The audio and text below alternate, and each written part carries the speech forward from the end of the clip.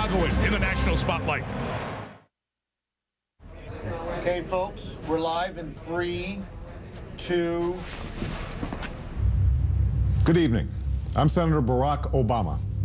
I'm here tonight to answer some questions about a very important contest that's been weighing on the minds of the American people. This is a contest about the future, a contest between two very different philosophies, a contest that will ultimately be decided in America's heartland. In Chicago, they're asking, does the new guy have enough experience to lead us to victory? In St. Louis, they're wondering, are we facing a record that's really so formidable, or is it all just a bunch of hype? Let me tell you, I'm all too familiar with these questions. So tonight, I'd like to put all the doubts to rest. I would like to announce to my hometown of Chicago and all of America that I am ready for the Bears to go all the way, baby. Dun, dun, dun, dun.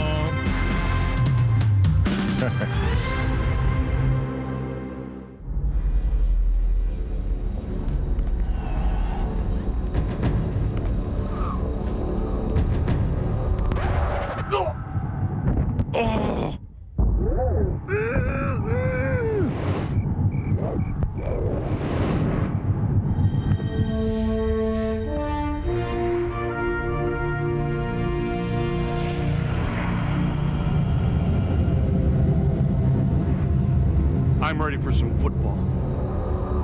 Are you? Go Bears!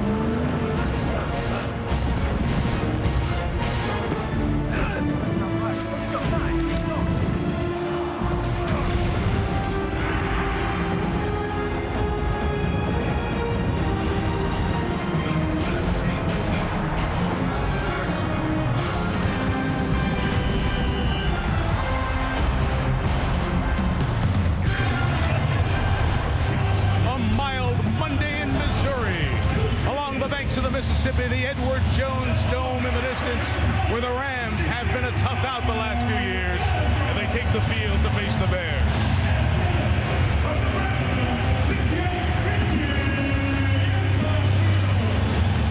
Hi everyone, Mike Tirico. Welcome to Monday Night Football. St. Louis really has to have this one. They opened up winning 4 of their first 5. They've only won 1 of their last 7, and if they don't get tonight, they'll probably be home for the playoffs. Meantime, the Bears, they're in great shape. Last week, they won the NFC North. With a win tonight, they equal San Diego for the best record in the NFL. They'll guarantee a bye for the first round of the NFL playoffs. But there's angst in Chicagoland because Rex Grossman is right there at the edge now. If he doesn't have a good half, he could very well be pulled from this game.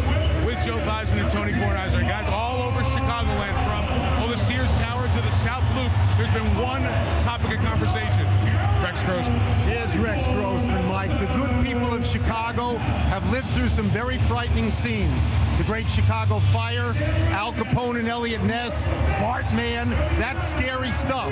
Now the 2 scariest words in Chicago are Rex Grossman. The Bears look like a Super Bowl team in every way but one: quarterback. The defense is great, special teams are great, but lately, Rexy isn't sexy, he's causing apoplexy. When he's good, like in the Bears' first 5 games, he's very, very good, and when he's bad, he is god-awful. Last week against Minnesota, Rex had a 1.3 quarterback rating. Now, nobody understands these cockamamie ratings, but 1.3 is horrifying. Wilbot and I get a higher rating than 1.3, and we don't have Bernard Berrian. Recently, Rex has had 4 catastrophic games, tossing 13 interceptions and fumbling 4 times. By himself, Rex has more turnovers than 12 teams. Yak! He's supposed to be the Bears' best quarterback since Jim McMahon, and he's playing like Ed McMahon. With every bad game, Rex's star gets a little dimmer, and even Lovie Smith's insistence that we're 10-2 and Rex is our quarterback begins to sound tinny as people in Chicago worry if disaster lurks around the corner. Well, controversy was around the corner and now right in the face of the St. Louis Rams. They lost to Arizona, and their coach, their quarterback, normally reserved Mark Bulger. He called out his team and a couple of guys for their lack of preparation. Do you like what Bulger did, Joe? I do like what Mark Bulger did. Mark Bulger's the quarterback of this football team. He's the leader of the football team. He specifically eliminated the skill positions, which means he was talking to his offensive line. You got a rookie at left guard, a second-year guy at the tackle position. You got a rookie at the tight end position. Those are the guys that are going to have to step up, especially tonight. Mark Bulger has been sacked 41 times. The record for the Rams is 51 with 3 games to go. I don't know if that's a very, very good thing, and that's not a record that Mark Bulger wants to own. The offensive line has to play well tonight, or they don't stand a chance. Injuries to the Bears defense, hoping for a big night out of Torrey Holt, who is wired for sound tonight. Been doing this for years now. I think about 8. See what I got for you tonight. Hey, a lot of energy. We get the ball first, y'all. We must strike, man. Let's set this building on fire, man. Strike on 3. 1, 2, 3. Strike. Sending a message to your starters. So Rex Grossman definitely got a message. Now, Greasy told me that until this week, he did not think the coaching staff would consider pulling Rex Grossman, but he said, quote, "This week was different. I prepared like I'm a starter, so I'm very comfortable if I get the opportunity to play." And he added, "This is a great Bears football team. If I get a chance to join them tonight, trust me, I'll be ready." Now for the Rams, here's Susie. Michelle, here's more on why Mark Bulger stepped so far out of character this week, calling out some of his teammates. He said he felt it was his responsibility. In the past, it was always Marshall Faulk who was the leader. Marshall hated to lose. He said, "I hate to lose." Now, we know Bulger. He's typically very low-key, hates attention, but he told us it got to the point where he could see what was standing between the wins and the losses, and it wasn't getting fixed. I talked to Faulk yesterday. He told me, knowing Mark and the kind of person he is, it must be really bad and really necessary if Mark is speaking out. Mike, Bulger said he did see some improvement in practice yesterday. We'll see if it translates into the game. We'll see if they can be the greatest show on turf again with Skycam, presented by IBM, giving us a special look at all the action tonight. Hank Williams then kickoff after this.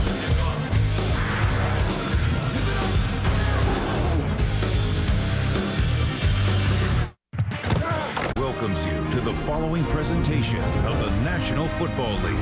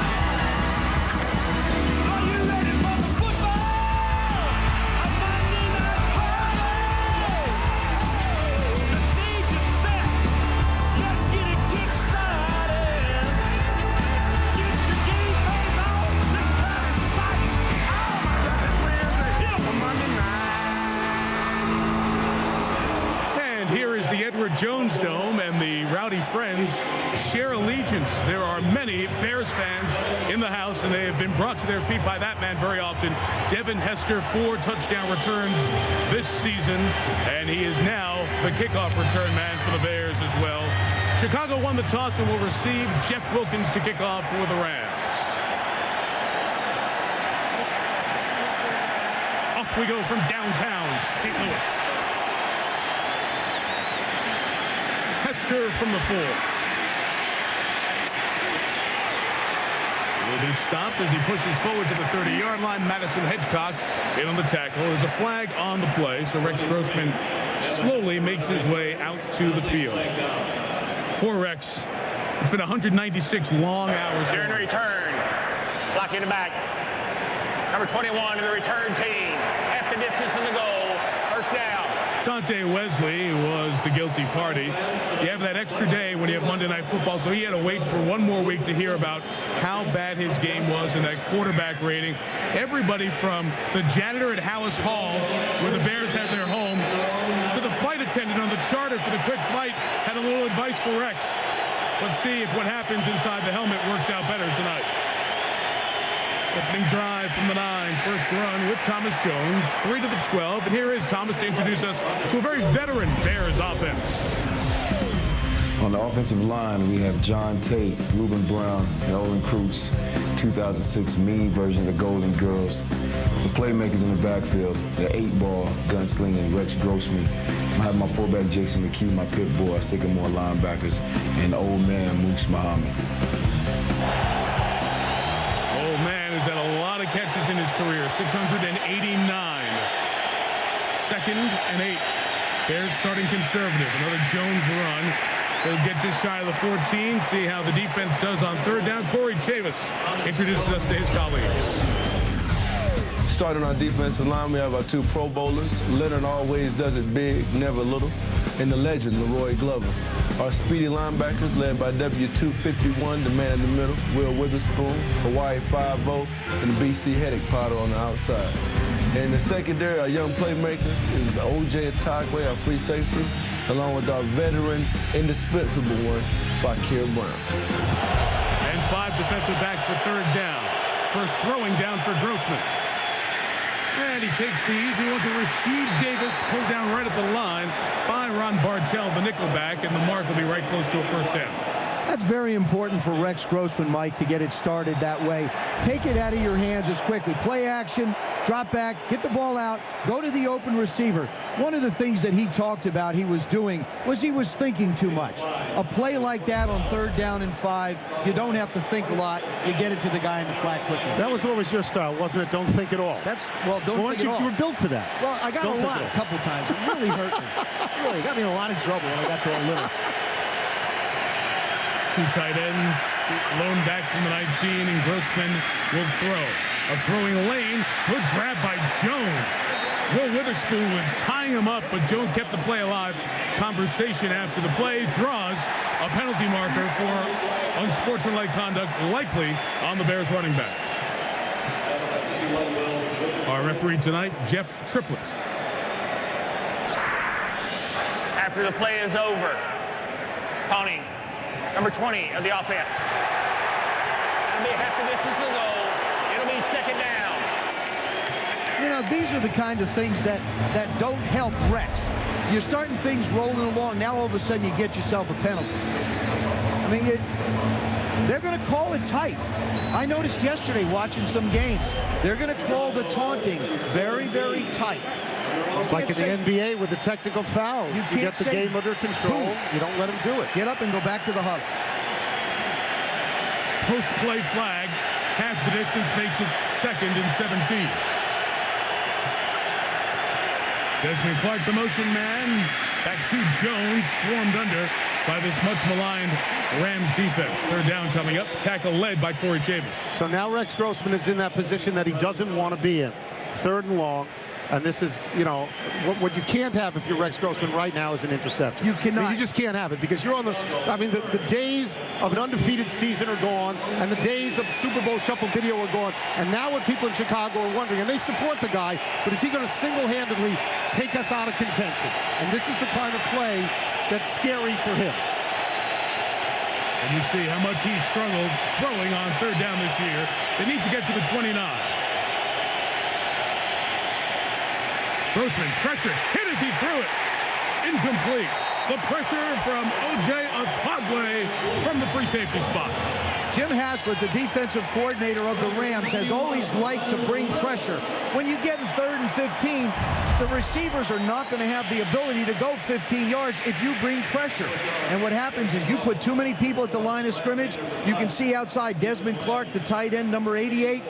There's not enough of him to block the amount of guys that are coming.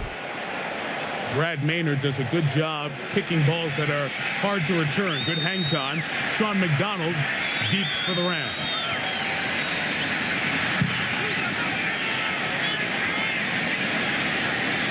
40-yard kick. McDonald from his own 45. Returns it to the 47, and he's tackled there by Cameron Worrell, the backup safety. So Rex Grossman and the Bears unable to mount something on their first drive. St. Louis's turn. You're on, you're close to the 50. This is a drive that you're going to have to put together. You must get points every opportunity you get. Saw Scott Linehan, their 42-year-old rookie head coach, sends Mark Bulger and the offense out from their own 46. Gets a banged-up Bears D. Steven Jackson has been great of late. Gets 3. Tackled hard by Lance Briggs. Big Game is his name. Torrey Holt. He introduces the Rams offense. Starting with the offensive line. At left tackle, Todd Stussen in his 13th year. At guard, Adam Timmerman, Super Bowl champion. At right tackle, Alex Barron, future Pro Bowler. Under the center, we have Mark the Burglar Bulger. Coming right into your living room, Steven Action Jackson. And across from Big Game is Mr. Ram, Isaac Bruce. And it's Action Jackson with the carry just for 1 yard. Tank Johnson on that nose for the Bears, helping stop Jackson, who's already over 1,000 rushing yards, heading to the final quarter of the season. From their own 49. So Mark Bulger, he called out his offense as we talked about in the pregame and before the game, and we'll see if that offensive line and the two people in question, the center Richie Incognito and the right tackle Alex Barron, how they perform tonight. 4 receivers on 3rd and 7.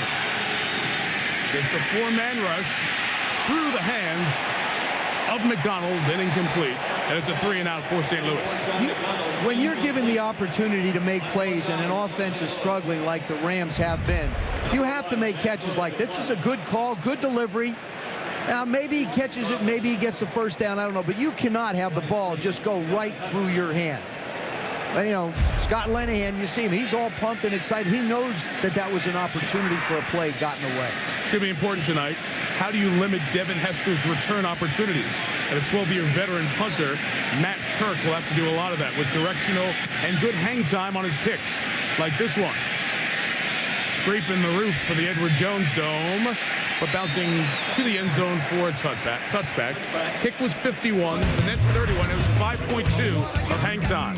So a long field for Rex, second drive, scoreless game.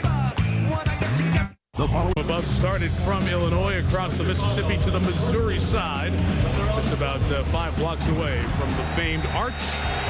No score. Bears picked up 1 first down on the opening drive and start this one from the 20. 2 tight end look, a lot of blockers for Jones. Gets 3 to the 23. Last week, Rex Grossman predetermined where he wanted to go to the football. Here he is. They have a chance against the Vikings. He has the receiver going to the end zone wide open, and he's looking at him. But for some reason, in his mind, he saw somebody had a problem before on film study. So he comes back, throws to Desmond Clark, the tight end who's covered. Now, on this play, he's got the receivers open in the flat. They had a conversation on the sideline. If the deep guy is covered like he is, go to the flat. Again, predetermining where he wants to throw the football. That's going to be very important for him tonight. Don't try and decide where you want to go. Let the defense tell you where you should go with the football. And will the defense of the Rams, like they did on 3rd down, pressure you into making quick decisions? One thing that might factor into that, the left tackle, John Tate, who just limped off the field. John St. Clair, the veteran 7th year out of Virginia, picked up from Miami a year ago, is in at left tackle. 2nd and 7, Grossman throwing for Berrien. Bernard caught it, but out of bounds, as Fakir Brown was in coverage. Did you see that thing that came up on the graphic that Rex Grossman by himself has more turnovers than 12 teams in the league? No wonder when everybody gives him advice, no wonder he accepts most of what people say. You talked about a flight attendant, you talked about a janitor at Hallis Hall. He called it a constant barrage of people coming up to him, most of them supportive. It's like they want to put rabbit's feet in his hands, and we can talk about it throughout the game, because talking to Grossman yesterday was fascinating. He's searching for answers. 3rd and 7, Rams change the defensive look. Grossman looks at Will Witherspoon, cuts left, picks up the first down and more. Grossman scrambles to the 45, a pickup of 22. Pisatino Isamoa made the tackle. That's the way you get out of a funk. Just don't put it on your arm. I mean, take into consideration, he's had 19 carries before this one for minus 17 yards. And this is the way you get yourself into the ball game. Look at the high fives he's getting from everybody. His teammates want him to do well. It's important to say that, both on offense and on defense, they are 100% behind Rex Grossman. They like him a lot. He said yesterday, maybe it's just one play. Maybe that was it. Longest previous career run was 8. Pressured here, throws the screen to Jones, who's got room. Thomas Jones dancing into the secondary. Flag is down, back at Rex Grossman. Otagwe made the tackle at the 34-yard line. That's going to be for going at the quarterback's feet. They're going to tackle on 15. Personal foul. Roughing the passer. Number 50 in the defense. Hit the quarterback below the knees. That'll be a 15-yard penalty added to the end of the run. First down. On Pisatino Isamoa. He goes flying in. Whether you trip, whether you fall, it doesn't matter. He goes in. He winds up losing his footing, goes forward. It doesn't matter. This is a good call. It's the Carson Palmer rule. It's the Carson Palmer emphasis. You're right, Mike. And that's exactly what it is, and it should be that way. Palmer hurt in the AFC playoff game by Kimo von Oelhoffen, then with Pittsburgh last year. 21 on the play, 15 on the penalty. A total pickup of 36. Bears in the red zone for the first time tonight. Darien takes the reverse. Runs in to Olin Kreutz, the center. No gain. Kreutz looked like he got dinged there. Michelle, an update. Yeah, tackle John Tate, who limped off the field a few plays ago, has been looked at. His left ankle is tweaked, and he is questionable. You can see him getting retaped. Just to underscore about Rex Grossman, this entire Chicago Bears bench went crazy when he carried the ball himself and ran. I mean, you get a palpable sense that everyone on this bench is pulling for their quarterback, Mike. And Michelle, to the point Tony made, when we sat with him last night, it's easy. We don't care who wins, but it's easy to walk out of there and root for the guy because you know he wants to be so good because they have a special team here. Jones tried to bounce to the outside, going to lose a yard. The cleanup by Brandon Schiller. The push by Leroy Glover, the veteran. I'm going to go further than that. After you talk to him for 20 minutes and he bears his soul and he says, I don't know what's wrong. I'm trying to find out what's wrong. Believe me, I think about this all the time. After that, you want to hug him. I mean, you can't help but root for him at this point. Look, I mean, I'm afraid to fly. I will go to any psychiatrist or faith healer or anybody and try anything to be able to fly. He's not there yet with being a quarterback, but he's got Greasy breathing down his neck. He's almost desperate. 5 DBs, 3rd and 10. Grossman, the quick toss. Mark Bradley did not adjust to it. And the second-round draft pick out of Oklahoma will bring the field goal unit up. I mean, for somebody else, if not Rex Grossman, who seems even-keeled, somebody else in the public spotlight like this, about to lose his job perhaps, he would be the buffet at a psychiatrist convention. And I'm sure in Chicago, everything he does is analyzed every single moment on sports talk radio and in the newspapers. Tough to be Rex Grossman this week. Robbie Gould missed 1 kick all year. This is a 37-yard field goal attempt. And for the no good second time this year, Gould misses a field goal. The other one was blocked by Richard Seymour of the Patriots. Despite the big run by Grossman, the Bears, no points. Line at 6-7, a game out of the final NFC wild card spot. That's what's on the line here tonight. Rams' second drive starting from their own 27. First drive went 3 and out. And Mark Bulger goes to Steven Jackson. About 5 yards on this Chicago defense. Let's get the intros from Alex Brown, former Florida Gator. On the defensive line tonight, we have Adewale Ogunleye, the Prince, coming off the edge. We have Tank Terry Johnson, stuff in the middle. At the linebacker position, we have Lance Briggs and Triple H, Hunter Hillenmeyer. We all know who 54 is and what we're going to get out of him. In the secondary, we have Danielle Manning and Charles Peanut Tillman. Watch out, Torrey Holt, Isaac Bruce, they're coming. And who's not in that secondary, Nathan Vasher and Todd Johnson, both starters who are out with injury. And remember, Mike Brown, the starting strong safety, has been out since the Arizona game. Deep ball shot for Holt. Quinton Paladin, and Peanut Charles Tillman was there in coverage. You're not going to get Torrey Holt much more open than that throwing the football. Mark Bulger is so used to throwing the ball a little bit flat. Holt does a terrific job off the line of scrimmage to create an opportunity and a space for Mark Bulger to be able to throw the ball. They've had a couple of opportunities. In the first drive, we saw a drop. Now, just a little bit of an overthrown pass. 3rd and 5. The Bears, of course, without their best defensive lineman, Tommy Harris. Want to keep an eye on what kind of pressure they get in the passing situations. Bulger got hit. Jackson dropped it. So that is 2 drops for the Rams on 3rd down that have kept them from possibly picking up a first down. When you're an offense that's struggling like the Rams have been, Mark Bulger does a nice job of getting the ball out of his hands. Steven Jackson decides he wants to try and run before he catches the ball. Now, here's a guy that had caught 72 passes before tonight, and he had one earlier. So, I mean, 73 catches. You don't expect that from him. Full field. Here's where Turk's hang time becomes important, punting to Hester. Another skyscraper. 54-yard kick. Hester made the first man miss. Now in the clear. Devin Hester to the 36-yard line with a penalty marker down as Brandon Chiller made the tackle. Now this one's probably going to be not allowing the gunner to get back inbound, so it'll be a penalty against the Bears.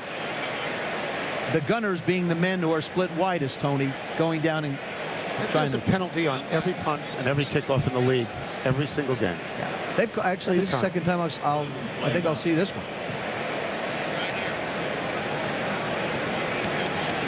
The punt was 53 and the hang time was 5.4 seconds.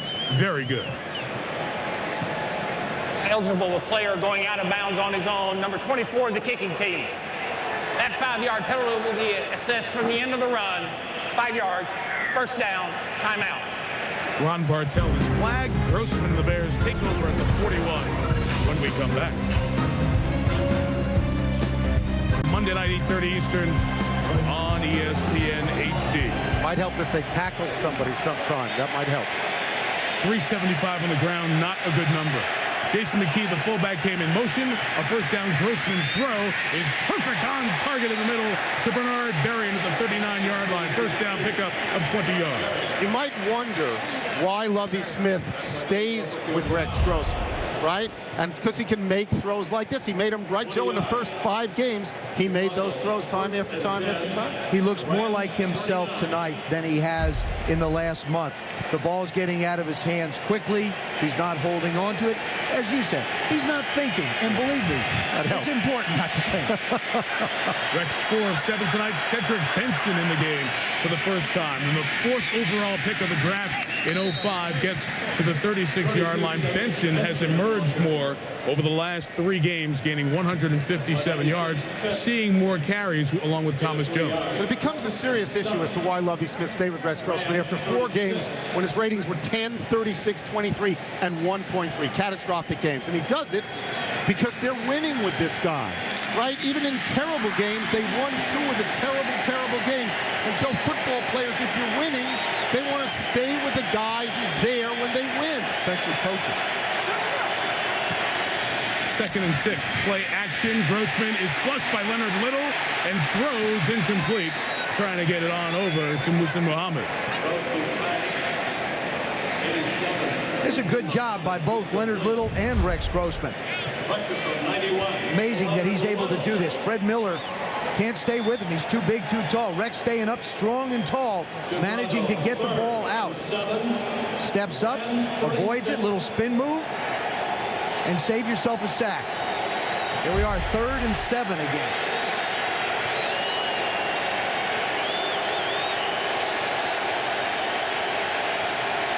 Bears will go 3 receivers. John Tate, the left tackle, injured earlier, back in the game.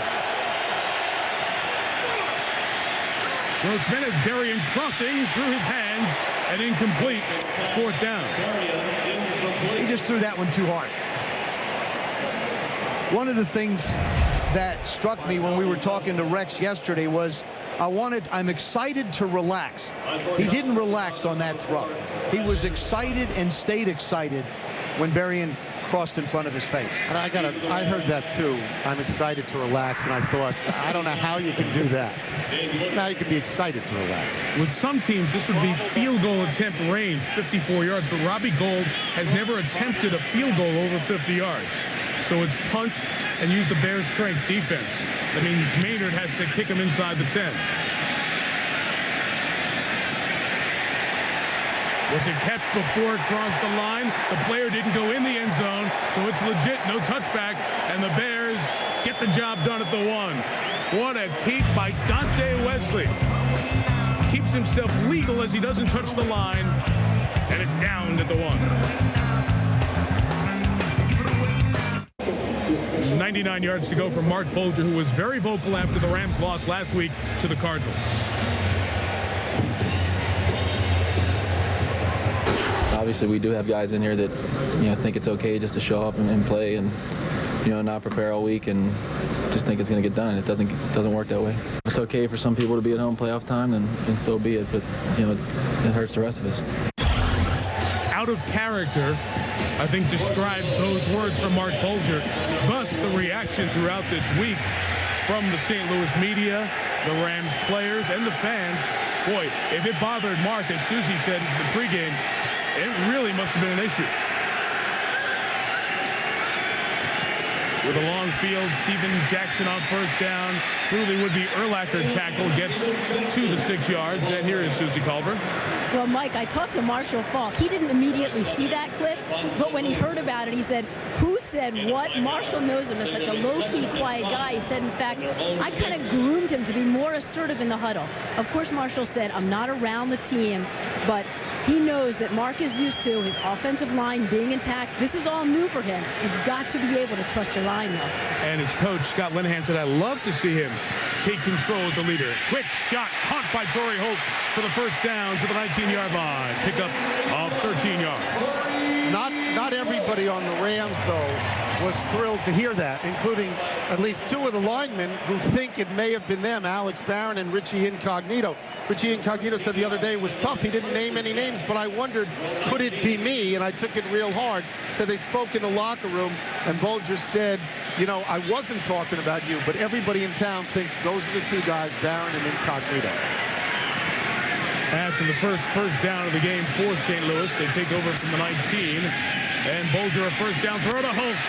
Working in front of Ricky Manning Jr. again.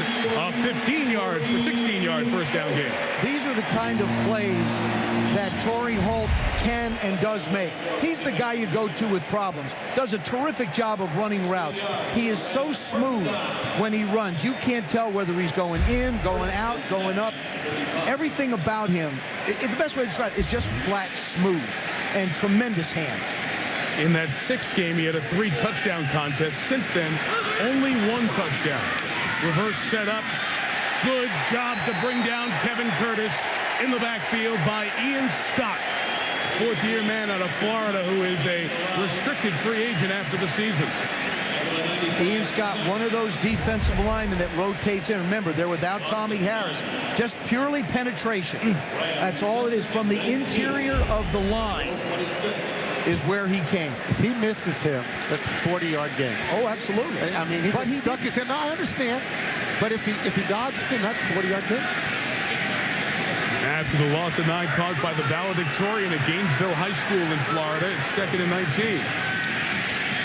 Bulger tries to get some of the yardage back and goes to Aaron Walker out to the 31-yard line. Is that his nickname, or did that really happen? No, it's really happened. That's not like the throwing Samoan. That'd be great, the valedictorian. Scott was also a 2-time academic All-America at Florida. Right. I never had to worry about that nickname.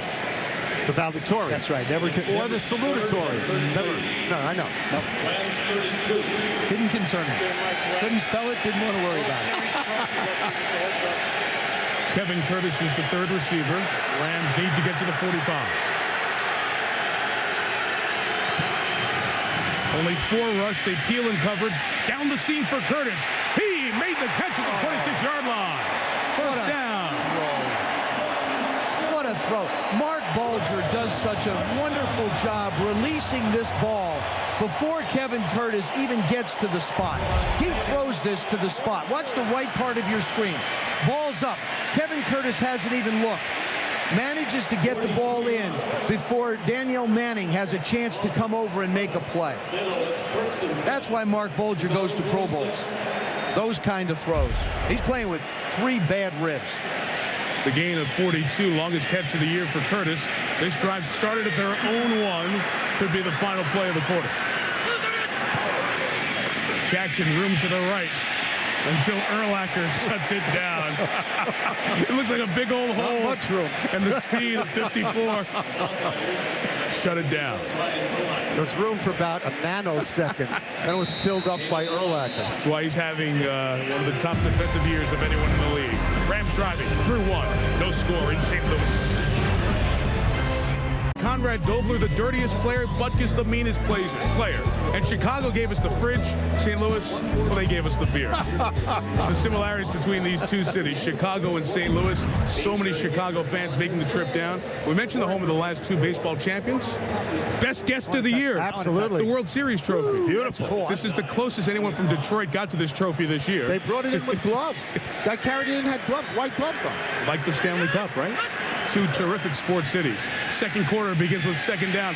Bulger throws down the seam for Kloffenstein. Incomplete.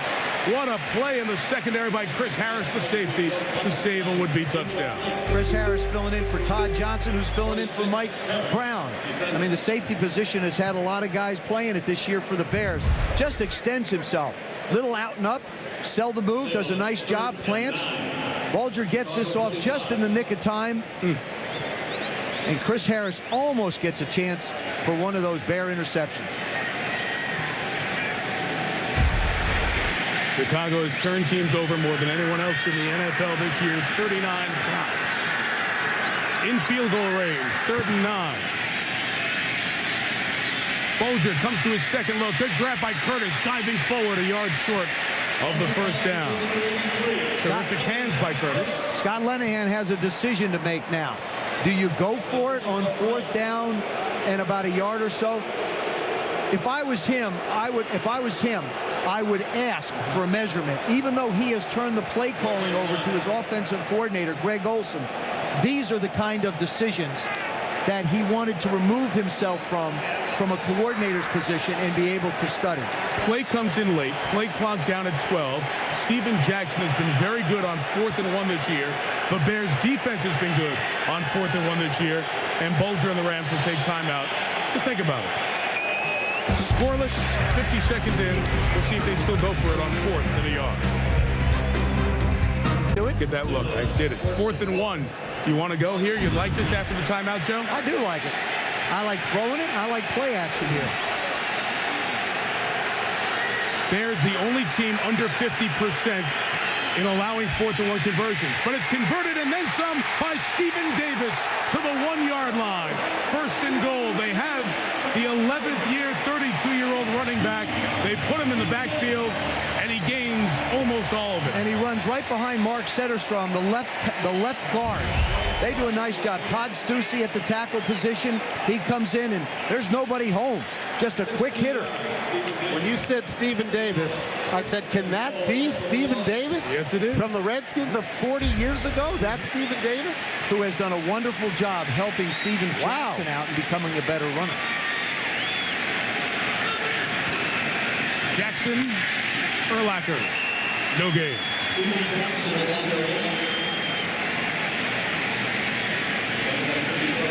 Second down coming up. 99-yard drives don't happen very often. In the Mike Martz days, the last time it happened when he was the head coach 5 years ago against the Dolphins. The last time the Bears allowed a 99-yard touchdown drive, also 5 years ago. Mark Bulger is the kind of a guy who does protect the ball very well. Doesn't throw a lot of interceptions, has 7 on the year. 3 came last week. These are 2 downs to throw at least. And they spread out with 3 wides in the tight end, Joe. Isaac Cruz comes in motion, looking for Holt. It was covered, a double move. Holt makes the catch. Touchdown, St. Louis. And the penalty marker down as well.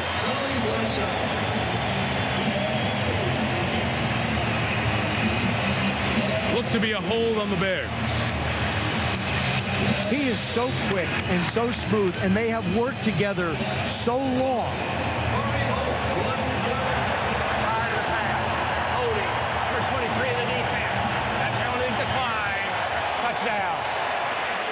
go back to one thing here, Joe.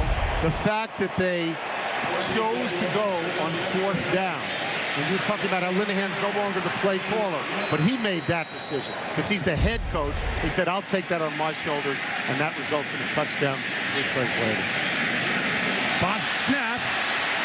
You can't score on it, so it'll be no play here. The play is dead. This is not college football where you can score 2 points on a botched extra point. Yeah, Cedric Tillman got to exercise himself, but Wilkins, who had only missed 1 extra point his entire career, never got a chance to even attempt it. It was just a snap. Chris Massey never got it back there. It was not count as a missed extra point for the kicker. Say about that in a little bit, but St. Louis gets on the board much as they needed to, and the Bears will play from behind. The missed extra point was the first bad snap in the career within a game of Chris Massey, and it always seems to haunt you as time goes on, but it was the end of the 4th 99-yard drive in the National Football League this season, and Bulger for a touchdown, of course, and Bulger was nearly spotless on the drive. Let's see what Devin Hester can do with his kick from the 10. Break free in the open. Devin Hester, goodbye. A record 5th return for a touchdown. Let's see what he can do with the kickoff. How did you like what you just saw?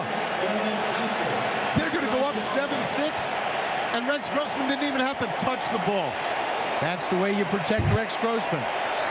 94 yards, as we said, 5th return this season, tying the National Football League record set 35 years ago by Ken Houston in 13 seconds from down 6 to an extra point away from the lead, right around Jeremetrius Butler. I don't know where Jeremetrius Butler thought he was going to go, because as soon as he gives up that outside, Devin Hester is going to take it and go, and he is not going to catch it. They ever give Rookie of the Year to a return guy? There's a lot of good rookies this year, but look at the impact he's had. Sure.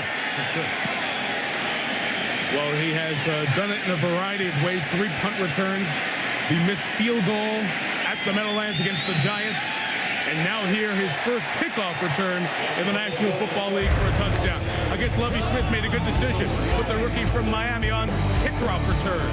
It pays off with a touchdown. 99-yard drive down the field. You work all this time to get the lead, then you botch the snap on the extra point, and then back the other way.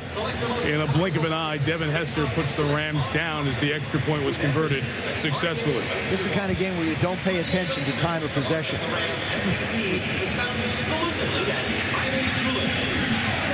Robbie Gould with the kickoff. A couple of yards deep, and Willie Ponder will take it out. And a nice return to the 28. Torrey Holt is wired for sound. Here's what happened when he beat Devin Hester for the touchdown on the prior play.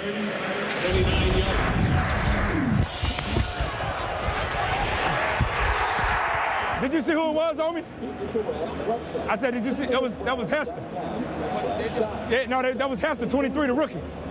As soon as I seen that, I knew he was going to react. I knew he was going to react. Okay, well, you got me, and I got all of you right here. 99 yards later. 94 yards later, I beg your pardon.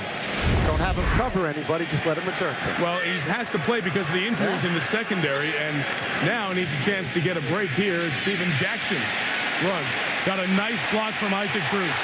Steven Jackson out of bounds at the 49-yard line, a pickup of 21 yards, and give Bruce about 13 of those with a terrific receiver block.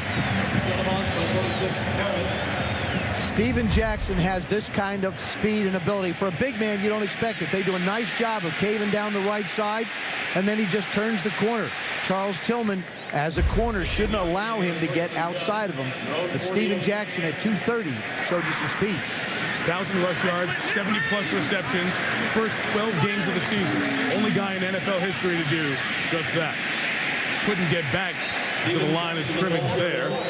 For second down, let's go to Bill Pito, please, for a SportsCenter 30 at 30 update. Bill. All right, Mike, Allen Iverson still officially a 76er, but his nameplate is gone. His locker's been cleaned out as he waits for a trade. He's spent his entire 10-year career in Philadelphia. The players complained, and the league has listened. The NBA will do away with its new microfiber composite ball and bring back the old leather one beginning January 1st. Next Sports Center after Monday Night Football. Way to go, Shaq. The Shaqs has spoken. He started it. Steve Nash added in.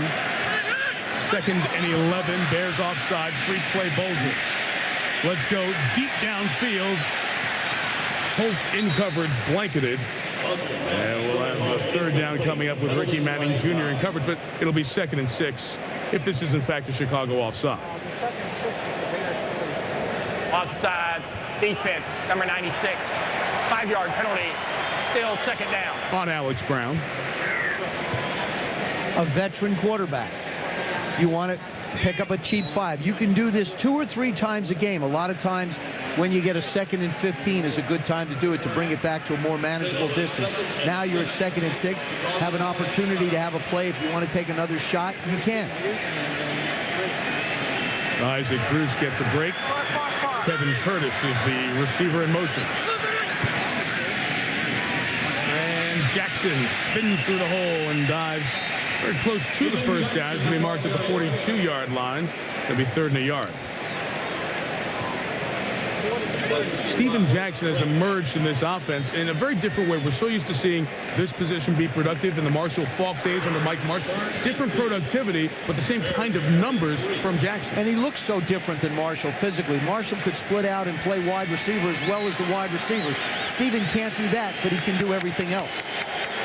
He gets a break. Steven Davis comes in as the running back out of the gun. 3rd and 2.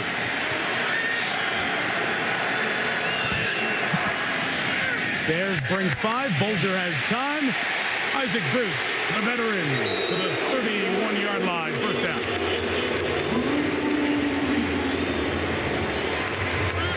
What's nice about this on some level, not to appear prejudiced for one team or against another, is that you wondered whatever happened to the greatest show on turf. This has been a faceless team this year, a 5-7 team, seemed irrelevant, like sinking into the 2nd division. When they bite off big chunks of yards like this, it makes you remember how exciting they were just a few years back. And mounting a 2nd good drive on this very good defense. Bulger in rhythm. Bruce, 11-yard line. 1st down, pick up a 20. People probably forget who's still left. I mean, I understand that Warner is gone and Marshall Faulk is gone, but Bruce is left and Holt is left and Bulger's a Pro Bowl quarterback. He sure is, and throws to spots. He certainly understands Isaac Bruce and Torrey Holt. Another one. Look at how smooth they run their routes, how crisp they run their routes. I mean, you're talking about a combination, 2 of the best receivers to have ever played the game. So, good point. A wonderful anticipatory thrower. Outs, moves. You have to trust your receivers to be able to do it. They have to be in the spots where you're throwing time and time again, or else you get a little gunshot. Bulger's hit 8 of his last 9. Jackson saw Urlacher, goes the other way, and gets right near the 3-yard line. Steven Jackson, the 3rd-year man out of Oregon State, would not be stopped. And this Bears defense is watching somebody walk down the field, back-to-back drives. This is the thing that Steven Jackson has become, a much tougher inside runner, more patient, sees the hole. Now the acceleration, get your shoulders squared upfield and use your power. Is this contagious because it happened to the Colts? Is it now going to happen to another very good team, the Bears? Well, the Bears gave up 192 yards last week to the Minnesota Vikings, so they have been run on. 2nd and 2. Steven Jackson trying to climb through the Urlacher tackle. 3rd and 1 coming up. Susie? Well, Mike, to prepare for the Bears, Steven Jackson studied a lot of tape. He studied how the Dolphins ran on them, how the Vikings ran on them, namely against Brian Urlacher. And Jackson told me the key, freeze Urlacher, get him to stop his momentum. Urlacher is so quick, so good at closing, he'll bite on a move to the outside. So the Rams want to give the illusion of running outside and then cut back on him. You've seen Jackson do a lot of that. Hard right up the middle. Try to use his speed against him. 1 for the 1st down, 2 for the touchdown. Run, Jackson trying to bounce to the outside, got there, touchdown, St. Louis. He beat Charles Tillman to the corner, and the Rams respond.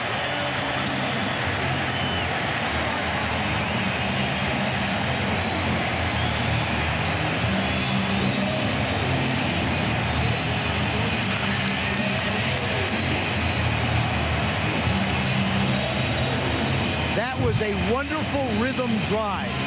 Run, couple of shots down the field real quick. Great pacing. Now comes the interesting part for the Rams. Will the center be able to get the ball back to the holder? After the mistake last time, perfect snap by Chris Massey. Extra point bang through by Jeff Wilkins. The vaunted Bears defense, toughest to score on in the National Football League. Gives them back-to-back drives of 99 and 72 yards. First national TV game. Maybe you missed what Steven Jackson has done this year. Over 70 receptions, over 1,000 yards, and big on that last drive. A 72-yarder capped off by Jackson's 7th rushing touchdown on the season.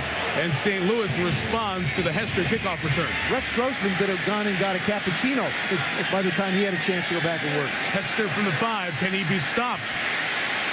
The blur is brought down at the 26-yard line. Well, Chicago sports, you have such love, and here's one of the great Chicago sports fans, Jim Belushi. We've seen him at Wrigley, we've seen him at Soldier Field, and he joins us here in the booth on Monday Night Football. Hey, how you doing? How are you? We are great. How are you after what you see with the Rams here, Jim? Well, I'm still living on Devin Hester's. I'd like to see that replay again. What an exciting ball player he is for the Bears. I mean, the special teams on the Bears are really, the defense is. Tonight they're having a little bit of a hard time against the Rams, but I didn't like that last touchdown, guys. There's Rex with a chance to respond from the 26. It is the first carry for Cedric Benson, 5 to the 31. And what you were over here to our side as that last touchdown was scored by Devin Hester. And what'd you say about Devin? I said my third child is going to be named Devin. That's it. He is so exciting for the Bears, man. All the way back to that Arizona game. I mean, I never screamed that loud when this guy runs. He is so exciting. Neither did we. It was a one-of-a-kind night, and Hester having to play some defense. Hey, how about that little layback one back he did? That fake on that field goal. With a 108-yard return against the Giants. Second and 5. Here is Rex throwing to Darian, incomplete. Bears looking for the flag, so is Belushi. Yeah. And neither of you get it. Yeah. We got to ask you about this. The civic angst in Chicago over Rex Grossman the past couple of weeks. What has that been like? What would, it's a big discussion. You're not the coach, but, what's it like? It's a big discussion. It's a big deal. And the thing is that we got to stay with Rex right now. He's a young player. We've been waiting for him not to be hurt. He's not hurt. I think we got to coach him a little bit better. I really do. He's a young ball player. He can be coached. We should give him a different kind of play, different plays, different game plan. He shouldn't be throwing these bombs. Guys, he's playing more conservative right now. Third down, and they run with Jones right at the line. He's going to pick up the first down. So a third down run takes it out to the 37. Well, I'll tell you, when Lovey came, the first thing he said is, my job is to beat the Green Bay Packers. And he did. That was a Super Bowl for us in Chicago. So everything else has been gravy since. Yeah, but now all of a sudden, let me just say this. I would assume now that you want a Super Bowl. We want the Super Bowl. I was just going to say. Yeah, anybody can beat the Packers now, Jim. That's not that hard. You got to go further than that. No, they can't. They will. But you'd stay with Gross. Well, I'll say what Lovey says. We're 10-2 with Rex. I'm going to stick with it. Fully brainwashed. Yes, I'm a Bear man. On first and 10, here is Benson running for about 8.5 yards. And, Joe, this is something we're going to see in December a little bit more. More Cedric Benson spelling Thomas Jones. Well, that's one of the things Lovey talked about and Brian Urlacher talked about. You get into December and January in Soldier Field, and the NFC, in all likelihood, will have to go through Soldier Field unless something of a miracle happens other places. And that's what you're going to see is little defensive backs don't want to come up and try and tackle Cedric Benson when it's minus 32 degrees. It's going to be cold there. Will you be there? I will be there. I'll be there next week. Tampa Bay comes to town. Let's hope they're playing next week and you're not the only one there. Oh, man, I'll be there. Encroachment, number 73 in the defense. 5-yard penalty, still second down. Jimmy Kennedy. I asked you before about the civic angst. Is there a Cubs complex? Is there a sense that because the Cubs don't win that same thing will happen with the Bears? Or is there a difference? No, that's a whole different thing. No, that's a whole different thing. I mean, the Bears have proved it. They won championships, they won Super Bowls, and the Cubs need to win.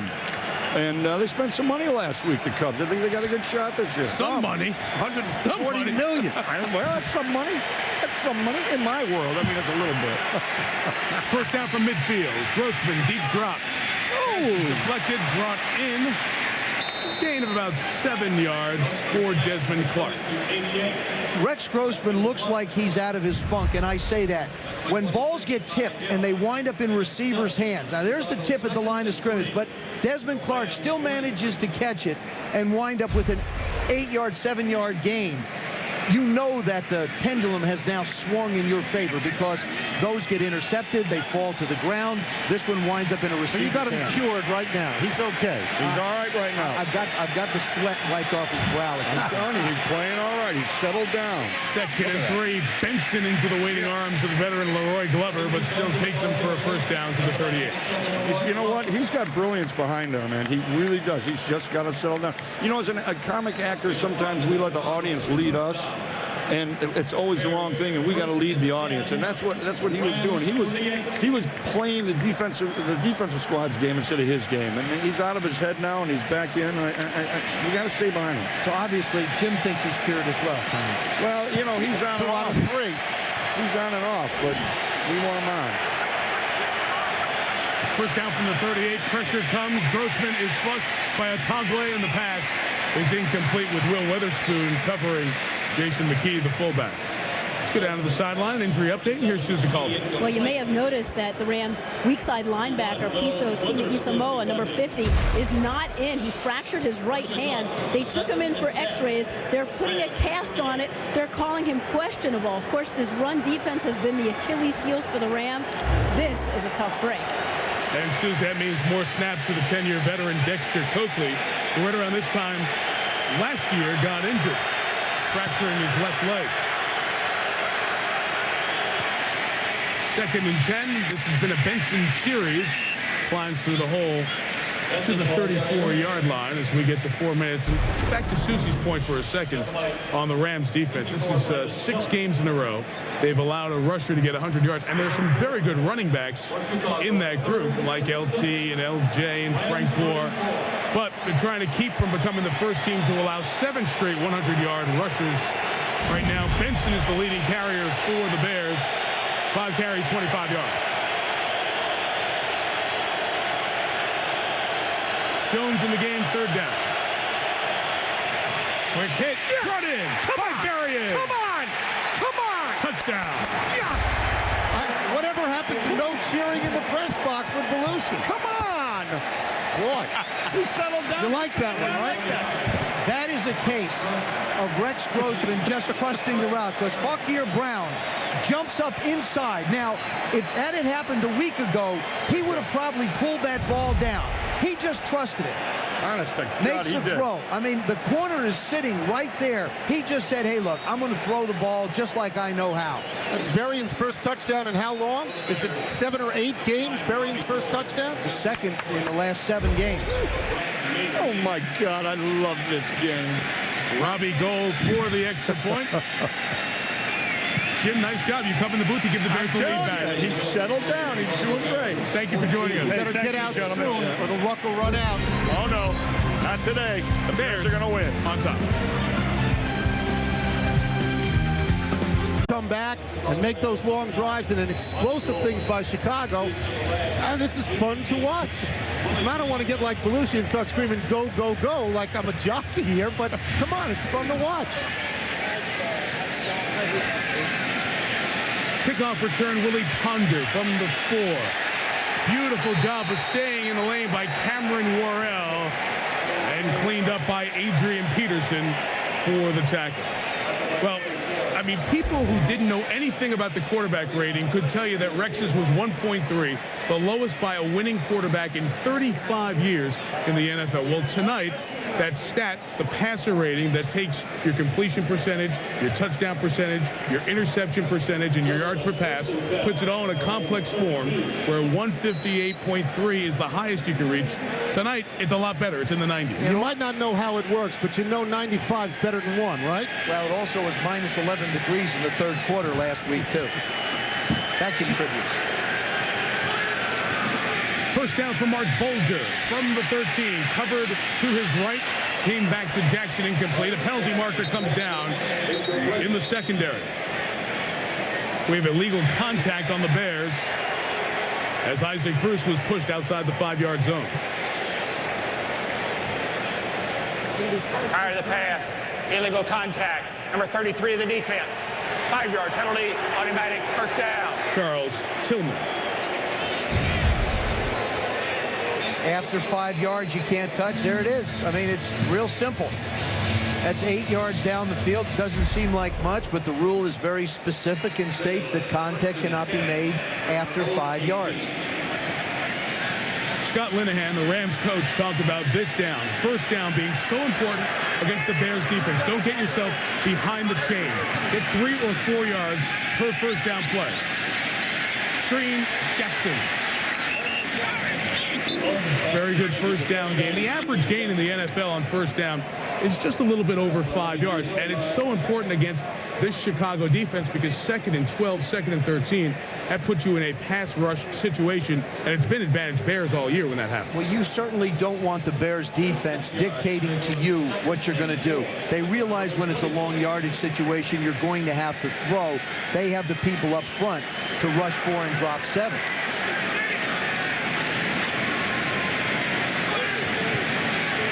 From the 24, Bolger's first look wasn't there, and he's brought down by Adewale Ogunleye.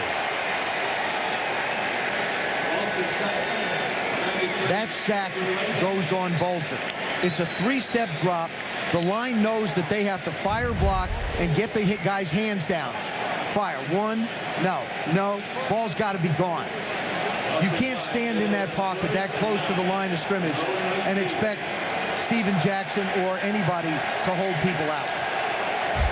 Ogunleye now has 6.5 sacks, had 10 a year ago. 3rd and 9. This is where they like to hit the big, deep crossing route.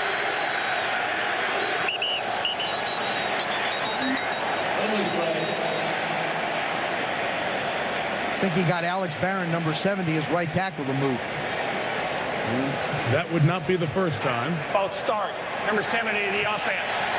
5-yard penalty, still 3rd down. Alex Barron, false start for the 10th time this year. Number 70. St. Louis, 3rd and 14 from their own 14. Comes out quick. Actually, both tackles. You get Todd Stussy as well. Well, Barron's one of the guys who was a likely candidate. Be an incognito. 2-minute warning. The halftime show coming up. Chris Berman, Steve Young, Michael Irvin, Tom Jackson. The fastest 3 minutes. The finale to Jacked Up. And the latest on Allen Iverson, whose locker has been cleaned out. Toyota halftime show coming up.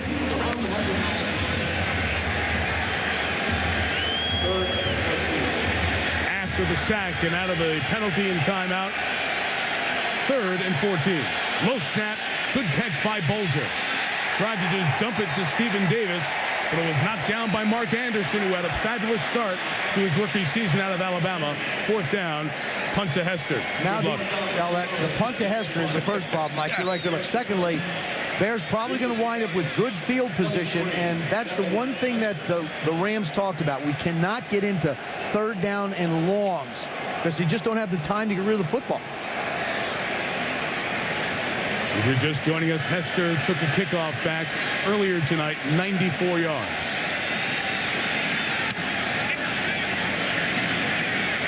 Nice high kick. Has to call a fair catch. 47-yard, terrific hang time kick. Matt Turk's having a great night as the punter.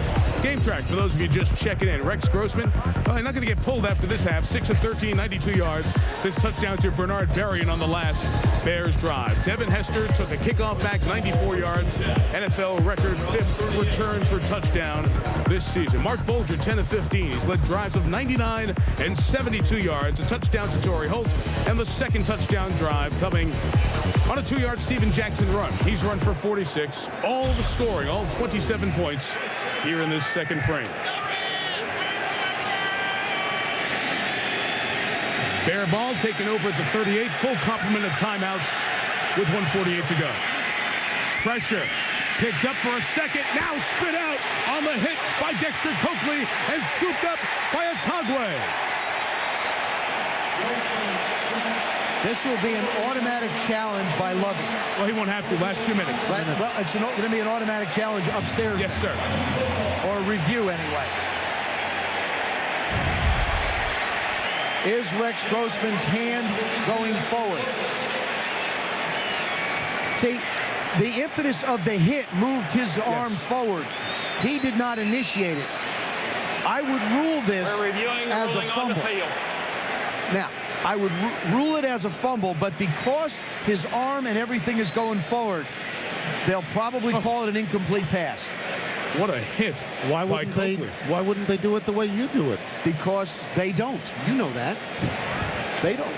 They don't rule the way I rule it. Well, you should rule the world. Being looked at in the booth. We'll find out when we come back. Last 2 minutes, so this was reviewed upstairs and called down to Jeff Triplett to hop in and look, and they're talking about the spot of the ball, so that could mean the Bears are going to hang on to it here. After reviewing the play, it is an incomplete pass. The quarterback arm was going forward, therefore it's incomplete. Please put 1:45 back on the game clock. Did you see Linehan? It'll be second down, 10 on the 38-yard line.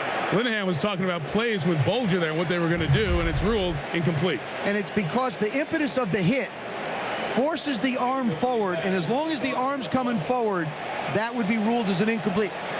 And you would have called it a fumble. I would have. Because I believe the hit caused the fumble, but with the arm going forward, I can't argue with the ruling. It was an area that was gray, and that's what's being explained to Scott Linehan now. I think Linehan just said, "Are you kidding me?" That's exactly what he said. Then a string of words that we can't talk about. And those of you wondering if the ball did in fact go forward or backward, it doesn't matter in that case. It's still a forward pass, even if your arm gets bent so the ball's going the other way. So it's 2nd and 10, and the run with Jones is only a gain of a couple of yards. Jimmy Kennedy with the tackle, and the timeout is called here by St. Louis. Let's go down to the sideline, and here's Michelle Tafoya. Mike, a source inside the Bears locker room told me that there may very well have been some guys on this Bears team who felt that Brian Griese should be taking over a quarterback. But then I talked to wide receiver Muhsin Muhammad, who knows Rex Grossman very well, and he said there is no division between our offense and defense, and it's surprising. He said, I've been on other teams where you can cut the tension with a knife, but our defense appreciates what we've done so far this season. We've helped them out. They were used to having no offense at all.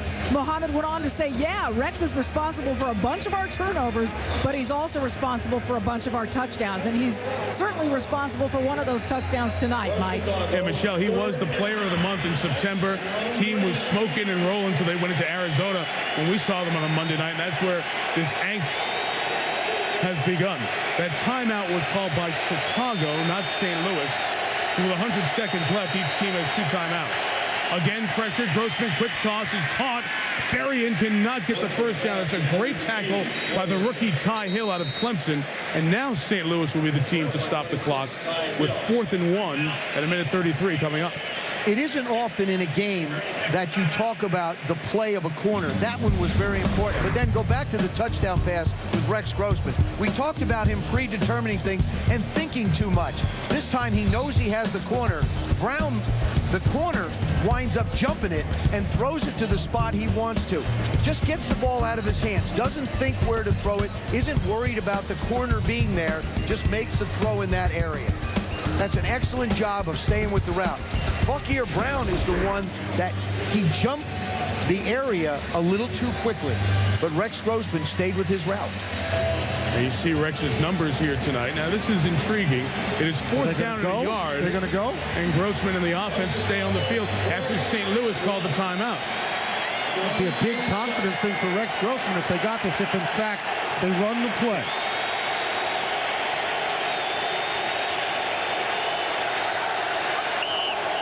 Almost got the Rams line to jump. It may have, in fact, seen the Bears flinch on offense.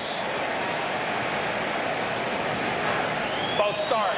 Number 57 on the offense. 5-yard penalty. 4th down. Olin Kreutz, the center. You know, I'd have run it. Just step up and run it with Thomas Jones or Cedric Benson. I didn't like the game they were going to play. Yeah, maybe they get the cheap first down, maybe not. Line your guys up and just run the ball. You've been blowing them off. They're giving up over 150 yards rushing. You should be able to pick up a yard anyway. So Sean McDonald will go back, and Brad Maynard will punt it. Rams have a timeout and a minute 33 to go.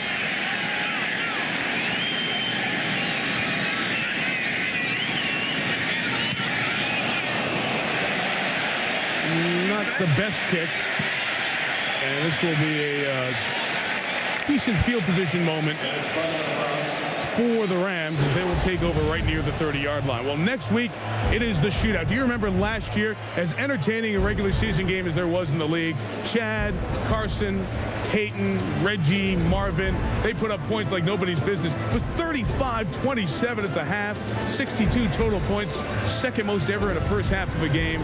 45-37 the Colts won. Now the Colts are on the ropes a little bit, and Carson Palmer and Peyton Manning, look at those eye-popping numbers.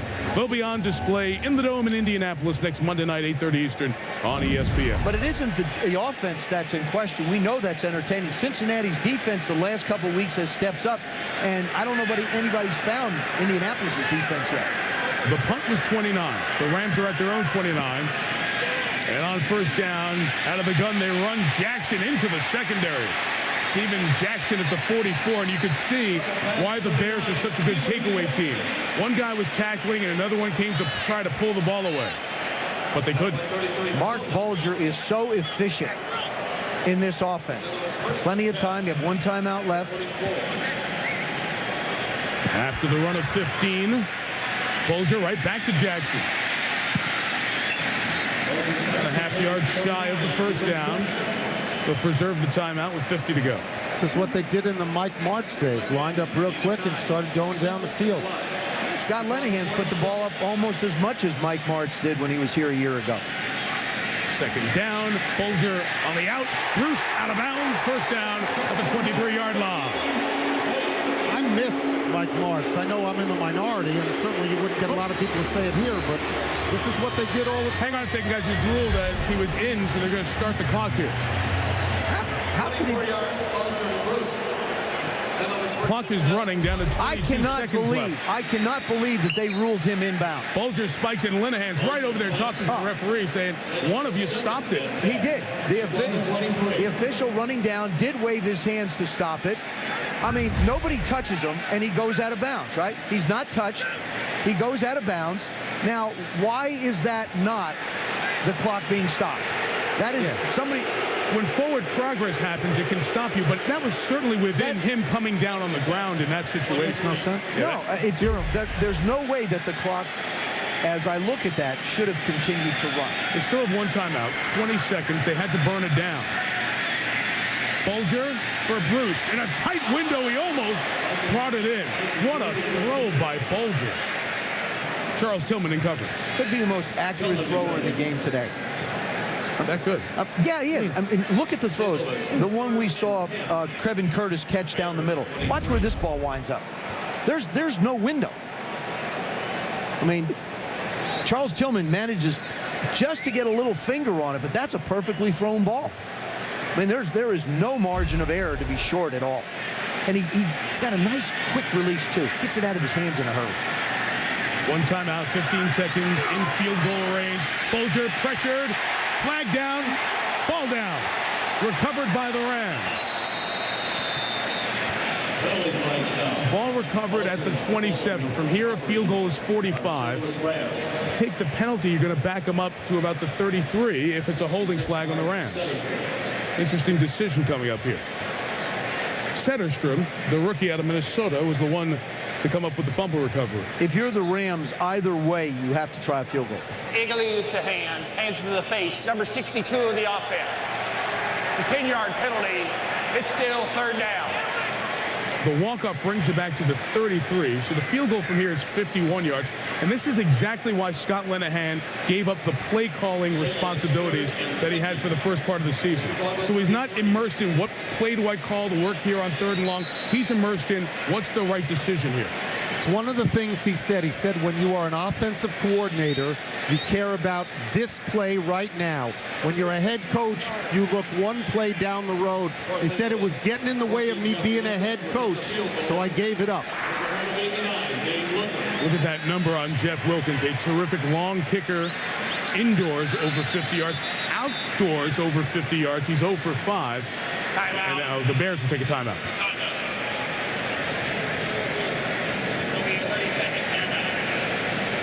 So with 7 seconds left, we remind you that Chris, Steve, Michael, and Tommy standing by for the fastest 3 minutes, jacked up, and the Allen Iverson trade update as the Toyota halftime show comes your way next year on ESPN.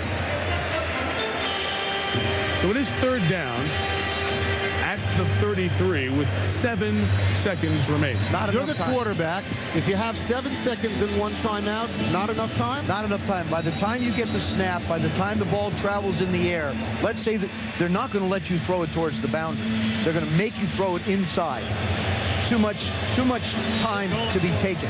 Well, now they're going to bring the offense back out. So it's interesting. The Bears use the timeout to, quote, ice the kicker or make sure they're set on defense. It gives the Rams an opportunity to be more settled, calm of mind, and say, we have a timeout left. Maybe we can get something here. If you can here. get to the sidelines and they let you roll out and actually give you a timeout there. Maybe you get 5 more yards. Well, but that's about all you can afford to try and get. 5 yards makes it not a 51-yard field goal. If I'm the Bears, I'm up not allowing the wide receivers to get the 5-yard hitches. Then we'll run it with Steven Jackson to get a few yards, gets to the 30, and the timeout is taken with 3 seconds left. So essentially, it will be a field goal that is attempted from 3 yards closer. Well, it's still 3 yards closer. That's exactly what Scott Linehan looks at. Yeah, that's right. I mean, there's no way you could have thrown the football with 7 seconds. The dilemma would have been if you're Steven Jackson and you bounce that, now you have a chance to run. And you get down to about the 15, but time runs out on you. And that's a disciplined football player understanding game, score, and clock situation. Go get tackled. Right. That's oh, look, there's somebody waiting to tackle me. Let me go. Seems like every week we have one of the top 6 kickers in accuracy in the NFL because the kickers these days are so good. The only misses on the season are from 44, 46, and 47 for Wilkins. And this is a 48. And the most accurate is out of a job. Drifting right.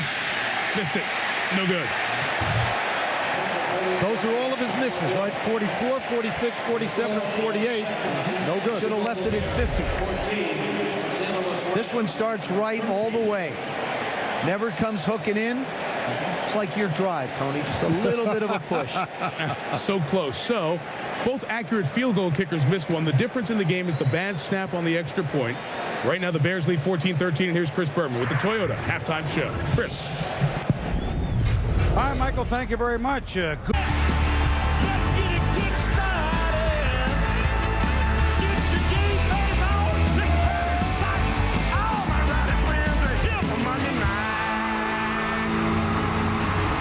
To the third quarter here in the shadow of the arch in St. Louis, Missouri. Rams get the ball first. Only a bad snap, missed extra point. The difference, 14 for Urlacher's team, 13 for Leonard Little's team. What's exciting about this is if you're a sports columnist, you can't start to write yet. There's doubt in this game. There's a whole bunch of different things that go on. The St. Louis Rams have lost 5 out of 6 games, right? They have. And they're playing 6 out of 7. They're playing the best team in the NFC dead even at the moment. I didn't expect that, did you? Yeah, I did. I expected them to play. They have enough weapons to be, if they could throw the football, which they have, I expected it. Robbie Gould begins the second half with a kickoff that's returnable, except Willie Ponder put it on the ground. And the former Giant takes it to the 28. Let's get the halftime updates. First with Susie Calder. Scott Linehan really pleased with the way his offense is moving the ball against a great Bears defense. He said they're playing with confidence, executing well. And I asked about this much maligned offensive line. He said 1 sack on them, 1 penalty on them, but playing well despite the fact, a bit of a surprise. There are so many Bears fans here. They've been playing with a silent count. You don't expect to have to use the silent count at home, but this has been a great home field, especially primetime games. But as we said, it's less than 300 miles on I-55 from Chicago to St. Louis, and a lot of Bear fans in the house. First play, Bulger, deep drop underneath to Klopfenstein. Joel, the rookie tight end of the Colorado, picks up a first down with a gain of 12 yards. Here's Michelle Tafoya. Well, I spoke to Lovie Smith coming out of the locker room. He said, tonight, quarterback is not our problem. Defense is our problem. Stopping the run, stopping the pass. We've given up some basic third and long situations. He said, we've got to clean that up. We're thin in the secondary, but we've got to clean up those problems, and we have to get back to our brand of defense. Guys? Yeah, Michelle, we should remind folks who are just tuning in, you don't focus on defensive personnel as much. Tommy Harris, Pro Bowl lineman out. In the secondary, missing Nathan Vasher, a Pro Bowler last year. And Mike Brown from earlier in the year, and Todd Johnson out for this game as well. Urlacher makes the tackle as Jackson gets out to the 46-yard line. 6-yard first down gain, and first down's huge in the game plan tonight for the Rams. So the Bears defense is pushing that 268-yard average, and a lot of that average, guys, was built in the first half of the season. The Bears have been giving up more yards as this season has gone longer and longer. Injuries playing into some of that. Jackson on 2nd and 4. Maybe a yard. Well, 3rd and 3 coming up. Well, it would seem just logically in those first 5 games, the Bears were not only holding people to no points, they were scoring 1,000 points themselves. So everybody else was trying to play catch-up, throwing the ball deep, getting intercepted. The Bears lead the league in takeaways, and they lead the league in points off turnovers, I believe, with 140 at this point. So they didn't give up anything because you were playing in such a deficit offense at that point against them. Now that they don't score as much, more even game. Hunter Hillermeyer off the field. Devin Hester in. 5 DBs for the Bears. Bulger swing out Jackson. Hester made the open field tackle. Now he's got to go back the other way for the punt return. 4th down. You count on getting the ball in the hands of Steven Jackson. I mean, that's what Greg Olson, their offensive coordinator, is doing. We've seen it a few times. Bulger looks down the field, doesn't have what he likes, hangs it out, figure one-on-one, why not? Devin Hester rose to the occasion. He's going to be excited. I mean, he tries to emulate Deion so much. Well, and that was a knock on him, his ability to play the run. He was a great return guy. They had him on offense for a while in college at Miami, but settled back as a defensive back and able to show he can make a play like that. Averaging almost 15 yards of punt return as well. Part of the story tonight has been Matt Turk's great hang time. No return from Hester here. The Rams will have a great chance to down it at the 6. Worrell almost came to get it as the scramble continues with no whistle yet as the ball is still being marked down. There'll be a long field in all likelihood here for the Bears. Cameron Worrell came running in to touch the ball. It was touched. So Chicago ball, Grossman on the field when you come back. 94 yards to negotiate here. Boy, the Rex Grossman story was the big storyline coming in. Give me the feedback now as you guys have sat and watched the half here with Rex. Well, Michelle was saying how Lovie Smith said the problem isn't quarterback, the problem is defense, but the problem has been quarterback. And Lovie Smith himself said Rex needs to play better right now. We can't continue to have the quarterback position play like that. We can't win with the quarterback play we're getting. That's a shot across the bow of Rex Grossman, as is letting Brian Griese take 50% of the snaps. Rex Grossman has responded well. Now he's back way up at his own 5. Let's see how he comes out in the second half. First play, run, Thomas Jones, couple of yards to the 8. Joe, take us through the first half from Rex's standpoint. Well, a lot of times the thing you want to do is maybe not throw the ball, but take off and run. Keep in mind, he had 19 carries for minus 17 yards prior to that run. And this is a throw that he just trusts that Bernard Berrian is going to be where he's supposed to be. Tony's not thinking, just reacting. I know you say that's great not to think. It was for me. It still is to this day. Yes. We know. Thank you. Second down, a throw. Grossman against the zone, perfectly finding Muhsin Muhammad, and it feels a little bit like we're near Soldier Field. You hear the Moose chant in first down.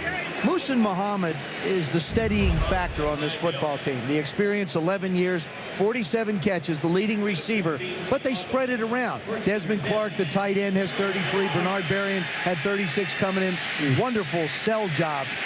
Little stutter go, come back to the sideline. That's on the rookie Ty Hill. Don't feel bad, Ty. He's done that a whole bunch of times. 670 catches for his career. 690, I should say, is Jones carried, tackled by Corey Chavis. You said before that, just on a couple of plays ago, that it sounds like a Bears crowd. They're all chanting for Muhsin Muhammad. It's stunning that in a home game in St. Louis, it really is a Bears crowd. There's no juice for the Rams at all right now. Not as much, I mean, right? In warm-ups, when the Rams came out, a lot of people booed. When the Bears came out, all you could hear was cheers. So it is. It's like the Bear fans decided to be warm for a game. Didn't we have this conversation in Arizona? Yeah. That was a longer way to travel for him. 2nd and 8, play action. Rex down the seam to Muhammad. To the 45, cue the Moose chant. Gain of 20, change moves. The thing that I see out of Rex Grossman with these throws is he's not holding on to the ball a long time. He's making his decisions, looking at the defense, steps up one little hop step and fire. Nice job of leading the receiver. Let me just go back to another Lovie Smith quote. I still think that guy is there, meaning the Rex from the first 5 games, but we need to see that guy right now. That's very threatening language, and they're getting it. That's right. Maybe Rex Grossman responds to that and not all these calls from everybody trying to make him better. Thomas Jones, first down run through the hole. Jones spins in the secondary. Brought down at the 30-yard line by Otagwe. A 24-yard gain after the 20-yard pass completion a play ago. That should take Thomas Jones well over 1,000 yards. Just a good, solid running. We've talked about the Rams and the problems they have trying to stop the run. They are not very big up front. Thomas Jones, of course, his brother Julius, big Stone Gap, Virginia, town in the southwest corner of Virginia, population about 5,000. And those two brothers, as just a few yards away now is the brother in Dallas, Julius, from having 1,000 yards apiece. Quite a story for a couple of small-town kids from Virginia. There he is again. Thomas Jones delivers the blow to the end zone. Touchdown, Chicago. Muhsin Muhammad, who was big on the drive, threw a block, a 30-yard touchdown, caps a 94-yard drive. Good power running, run on the left side behind John Tate. Nice block by McKee, the fullback. And then it's just a question run. Anytime you see long runs, it's simply because a wide receiver has done a good job of blocking. Muhsin Muhammad, that time comes out and blocks Fukir Brown and manages to spring Thomas Jones into the end zone. But what kind of adjustments did the Bears make at halftime to suddenly break long runs like this? We're going to give the ball to Thomas. Was that simple? I should have done it in the first half. Robbie Gould adds the extra point. Good mix. A couple of play-action passes from Grossman, 36 yards. Jones, 4 carries, 58 yards, and the touchdown. Positions alone, St. Louis, 20 Grammy Awards. Fabulous. And I think the best nickname in all of sports is St. Louis Blues. The best nickname in all of sports, St. Louis Blues. Wow.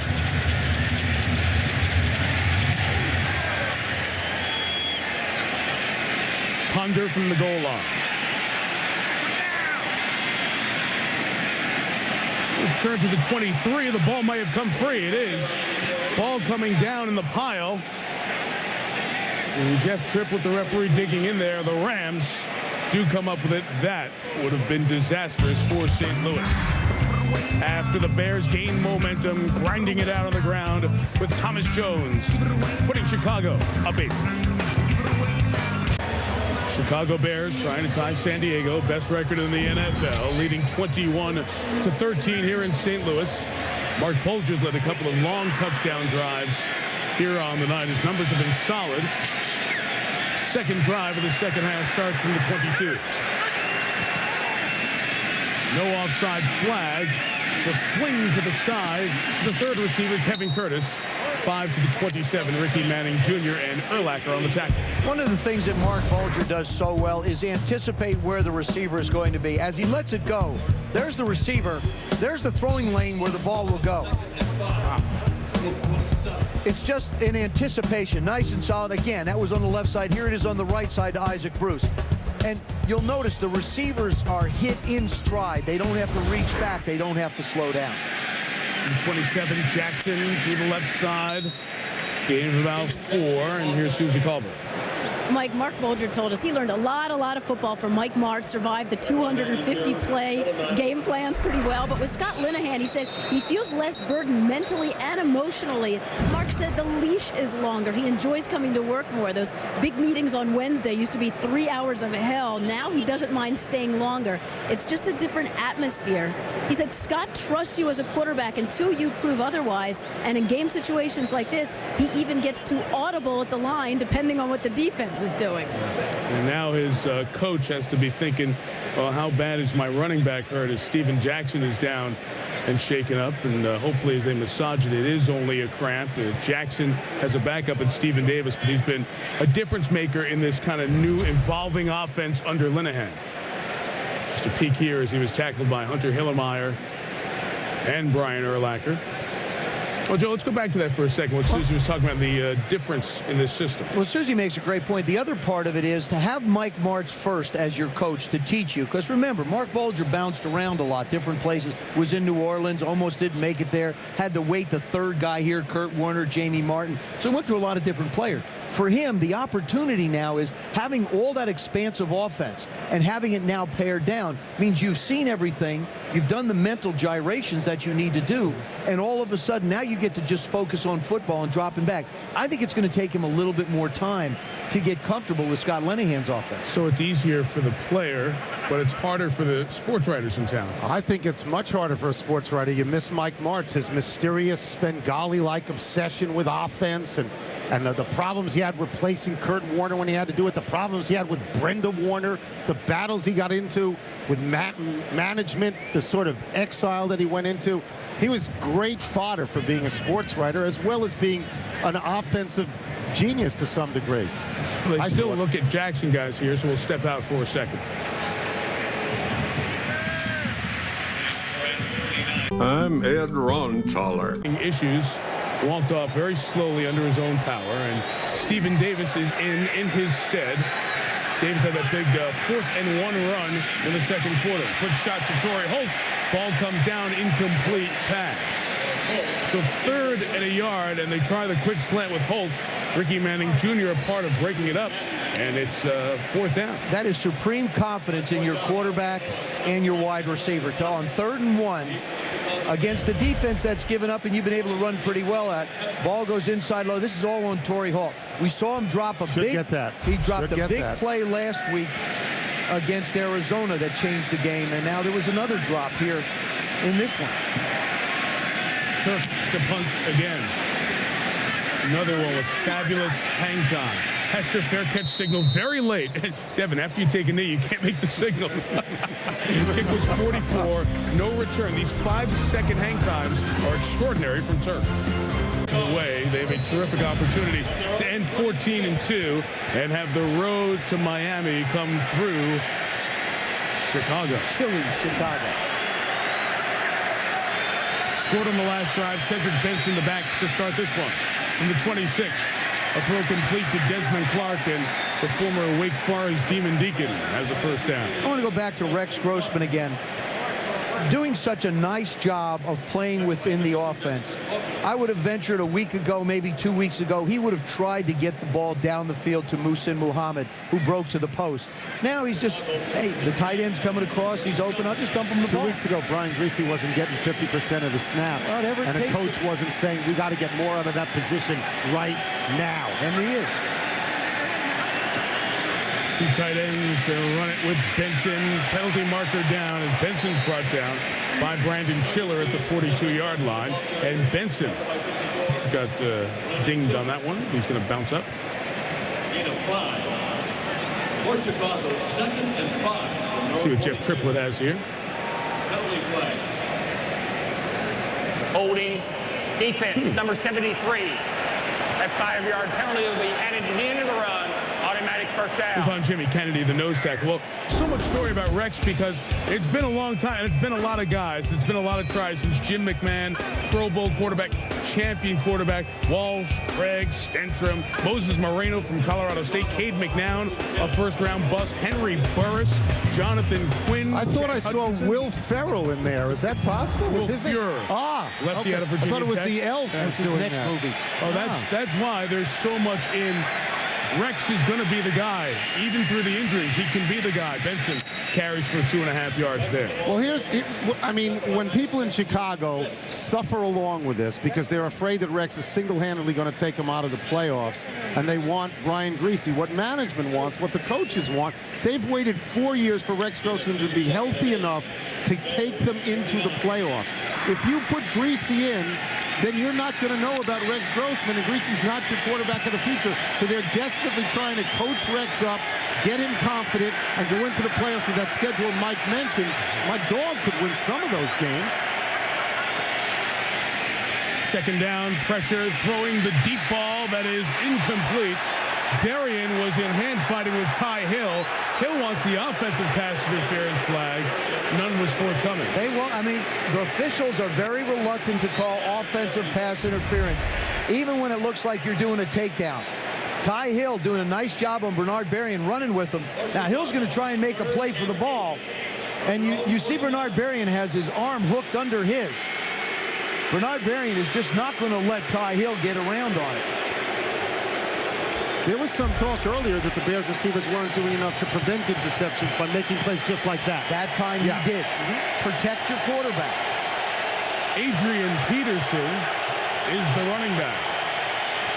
And a screen to Peterson gets a first down and more. Adrian Peterson, not the Oklahoma Adrian Peterson, but he looks like him. To the 19-yard line. Great call. First down. Great call by Ron Turner, the offensive coordinator. You're going to get pressure on 3rd and long. That's what Jim Haslett likes to do. He can't just necessarily bring 4 guys. Drops a defensive end back in coverage, Leonard Little, and you run the screen right in the middle. That is the longest reception of Peterson's career, which has gone over now 4+ seasons with the Bears. He's out of Georgia Southern. His brother, Mike Peterson, injured earlier this year. Very good middle linebacker for the Jacksonville Jaguars. But Peterson, with his longest game of the season, brings the Bears to the red zone. Turn it back to Benson, hopping for 4 to the 15.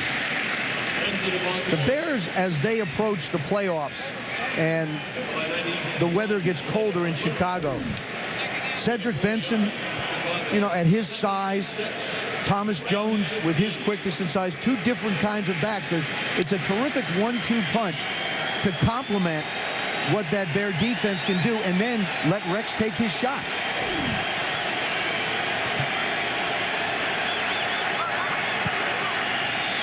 Second and 6, there's Benson going after the contact with Corey Chavis, who's been very involved tonight for a gain of about 1.5 yards. So you're suggesting that in the playoffs, assuming they get home field and it's cold and it's cold and it's cold, they change the kind of team they were at the beginning of the year? No, they don't change. They'll still take the shots, but they have the confidence to be able to get first downs running the football.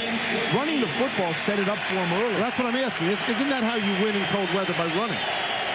You win by getting a lead, making other people try and throw. There's been no Thomas Jones on this series. Peterson back in as the 3rd down back on 3rd and 5. And Grossman throwing for Muhammad. Musa Muhammad with the catch. Chicago touchdown. Sweet. Just a sweet throw. This crowd is a Chicago crowd. So, hello, it's a home game for St. Louis. This is a Chicago crowd. You can't cover anybody much better. I mean, Brown's right there, but Musa Muhammad has such a reach. Look at the reach of the ball. Watch where the ball comes down. Perfect throw, is it not? Absolutely perfect. So Brian Griese's probably not getting in tonight as the starter. There's a good chance he won't get a lot of snaps next week either. He's back down to his 20%. Extra point added by Gold, and now you have Rex Grossman to 20 touchdown passes in a season. Only once it's happened in the last 40 years. Eric Kramer did it in '95. A spectacular one there to Musa Muhammad. Bears by 15. Soldier Field near the Edward Jones Dome, and the Bears fans have made the trip electrified by the Rex Grossman performance.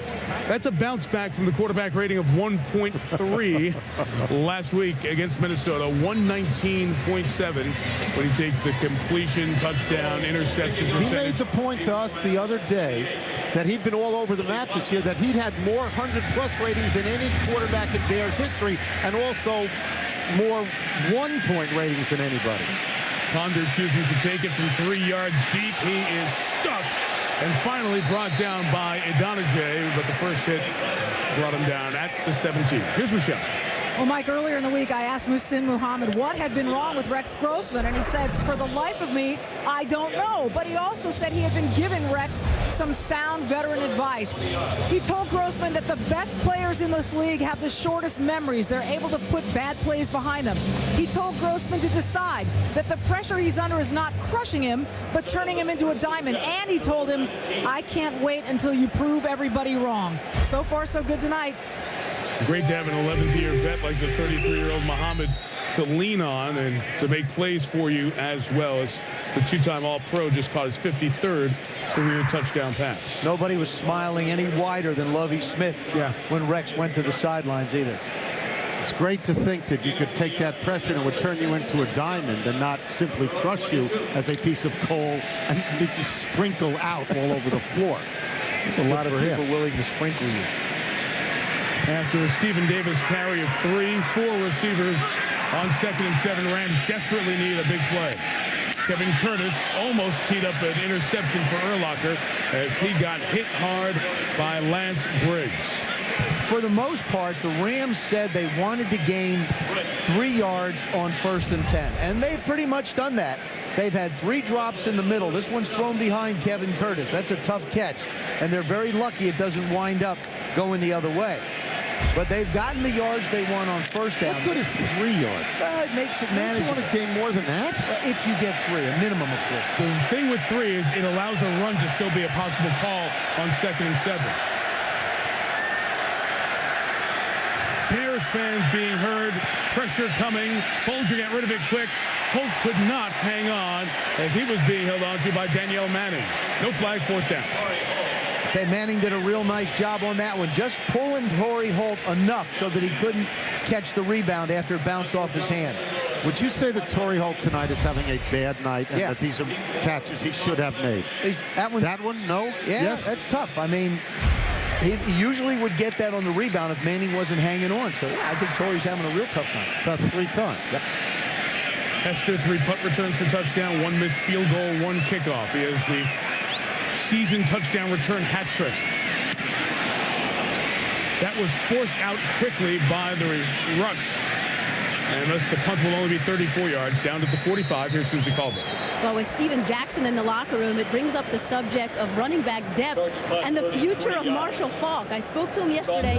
He does want to come back. He knows he's not going to be 100%, but he thinks he can be close. He said he knows he wants to make the decision before the draft because that's fair to the organization. He also said he knows he's going to have to sit down with Rams executives and determine his value to the team.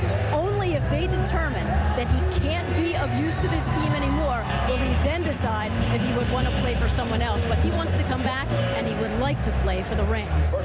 Marshall on a special list this year, physically unable to perform, injured reserve, thus done for the season, still being paid $2 million by the Rams this year. But if you watch TV and you cover football, you see Marshall on the NFL Network in the studio this year, doing a terrific job, I might add. Gain of 9 for Cedric Benson. So it may have impacted what Scott Linehan wanted to do during this offseason if he knew Marshall Faulk wasn't going to be a part of the Rams organization this year. Well, there was a Lawrence Maroney out there, D'Angelo Williams, both would have been viable possibilities. So it's nice of Marshall to meet with the organization this year before the draft, but it would have helped out this football team a lot if he had done it last year.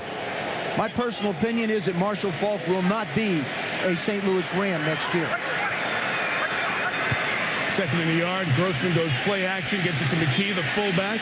And Jason, oh my goodness, a helmet knocking hit on Ty Hill at the 40-yard line. And Hill Saw the Bears sideline react, and he hops right back up as well. Isn't that what they talk about when they say he got jacked up? When a guy's head falls off, when there's an exorcism in the middle of the field? Let's watch this, boys and girls. 240 pounds. Boom! Give Ty Hill a lot of credit. Yeah. And now look, McKee's going to point at the helmet thinking the head is still in it. But it has been damaged. He broke it. Jeremetrius Butler has to come in and That'll play. be on a poster. Jeremetrius Butler has to come in and play corner. Benson with the run to the 34-yard line, I beg your pardon, and a first down pickup of about 5 yards. Is there such a thing, or is that just in basketball where somebody is posterized? Does that qualify in football as well? I think so. Yeah. Or jacked up. That's right. I love when they do that. He got jacked up. Michael gets into it. Michael just gets excited. That fist going. Grossman looking over to the sideline. Don't know if he got a play call on his headset. Play clock down here at about 10.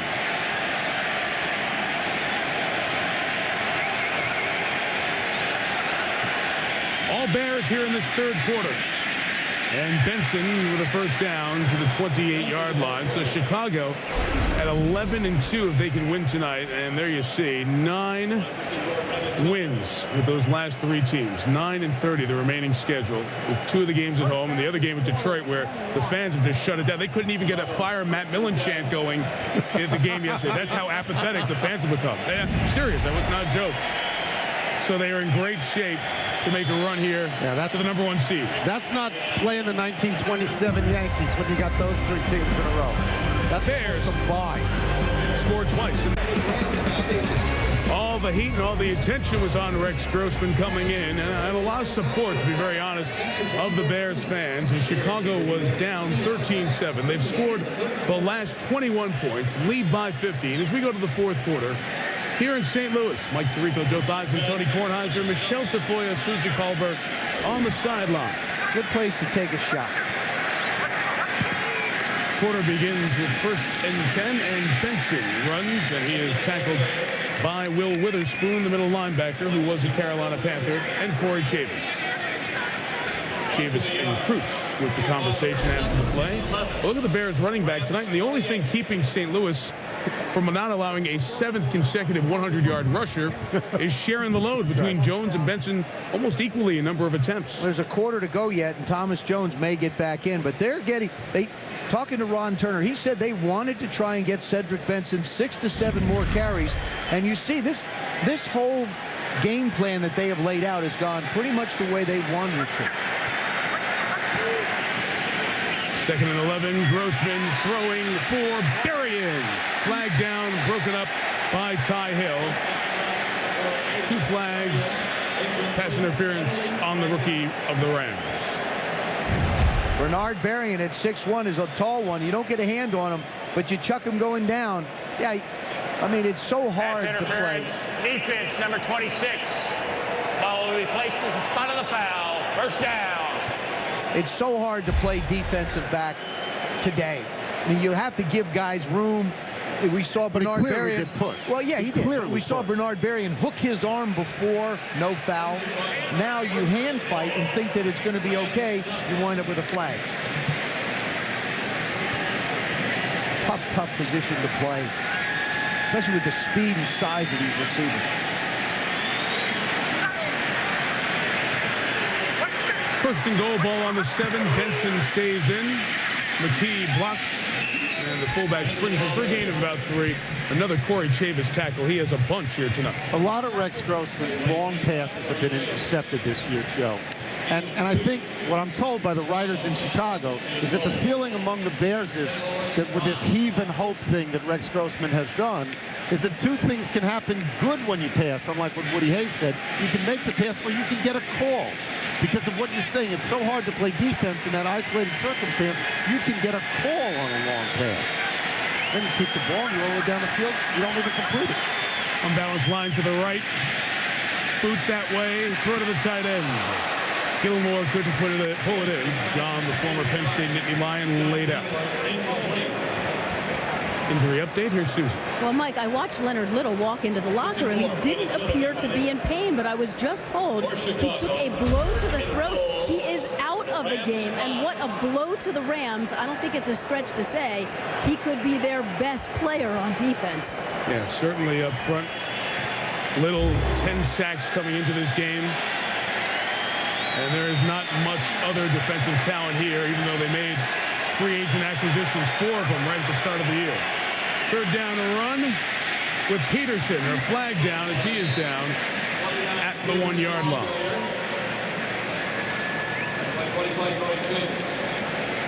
Very demonstrative refereeing crew tonight. They signal right away. They're using Hansen. Good job. Holding defense number 97. Half the distance to the goal. Automatic first down. As the second defensive holding on a defensive tackle. First half, Jimmy Kennedy was whistled for such. We've seen more and more of these calls. There's been a focus on defenders grabbing offensive linemen and pulling them to allow other guys to make plays. Coaches will have to work on stopping those techniques. I don't know what else they're going to take away from defenses to be able to do. And certainly the points have gone up, and it's getting tougher and tougher for everybody on defense.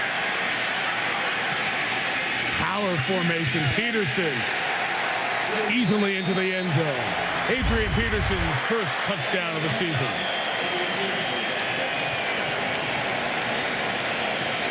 Had his longest reception. Got his first touchdown. He's having a good night, Mike. Fourth career touchdown at 2 last year. There's really, you know, they cheer when the Bears do well. There's really nothing from the St. Louis fans. There's like probably 50,000 people in here who have taken a vow of silence tonight. There's nothing. Nothing to cheer about either. But there's, at least breathe into a mirror so we know you're alive. 28 unanswered points, 3 possessions, 3 touchdowns in the half. New Orleans looked very good last night. Chicago tonight. Who's the best team in the NFC? We'll talk about that here in the fourth quarter. Bears up 22. 5 into this stadium in 96. Played 1 year in the old Busch Stadium outdoors. Rex Grossman. He's been a long week waiting to have that smile on his face, and he deserves it. Bears have scored the last 28 points to erase a 6-point deficit. It's been a long night for the Rams defensively, just in 3 quarters. In the story of this back half of the season, Ponder takes it from about 5 yards deep. His returns have gotten progressively fewer in yards gained. If they kick off twice more, he may be out the door on the other side of the building. There's the wild card situation that St. Louis was trying to work itself into, but you're looking at the Giants, Philly, and Atlanta at 7-6, and the Giants and Philadelphia play each other Sunday at the Meadowlands. Bolger first down throw is complete to Stephen Davis at the 18-yard line here with 12:50 to go. We'll see what kind of a hurry the Rams are in. And they will go no huddle.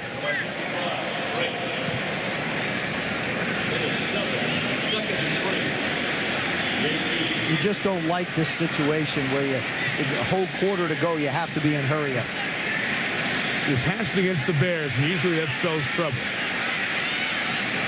Davis takes the first down to the 25-yard line. So if Chicago gets this win, guys, they will have clinched a bye in the first round. That's so big in the playoffs. Now the question becomes, who's the better team in the NFC? And I think most people would have thought we'd be having that conversation, Dallas or Chicago. If you asked the question on Sunday morning, here at the end of Monday night, you might be saying New Orleans or Chicago. Bolger to Bruce, the 31. 2nd and 4 coming up. I don't know if that was a convincing win for the rest of the year that New Orleans had, but it was a devastating win. I mean, they were just fabulous in Dallas. Sean Payton, who'd learned everything, learned a lot from Bill Parcells, 1-upped them and 2-upped them. I would have said 3 days ago the best team was Dallas. I can't possibly say that now after that. It's impossible. 2nd and 4 for Holt, incomplete.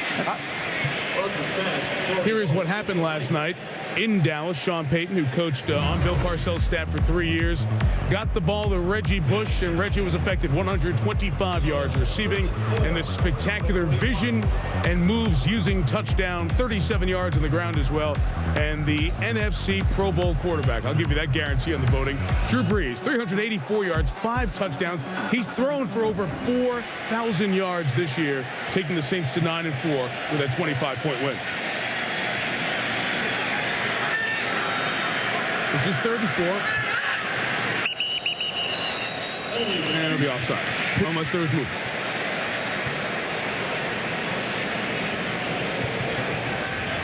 Encroachment, number 99 in the defense. 5-yard penalty. Result of the penalty will be a first down. So the Rams will continue this drive. And how important is it to get that bye that we talked about, that New Orleans now has a leg up on, and Lovey's team will get here tonight?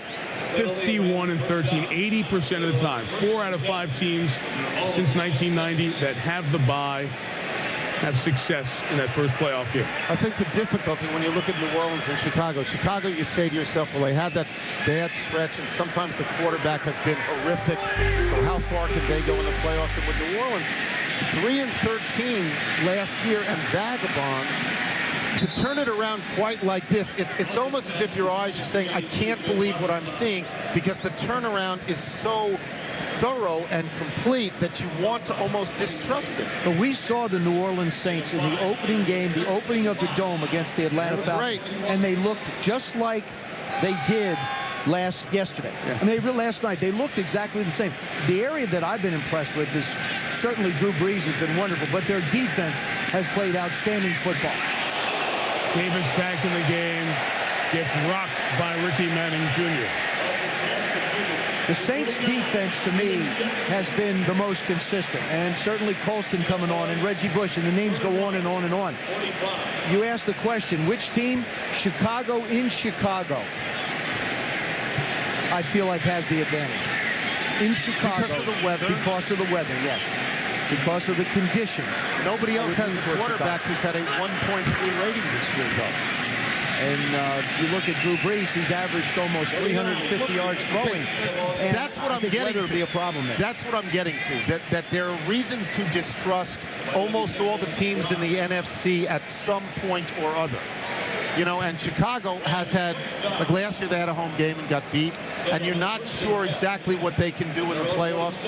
New Orleans hasn't been there a while, got an entirely new cast of characters. I mean, in my mind, I think to myself, if Dallas can come back, maybe Dallas is the team you trust.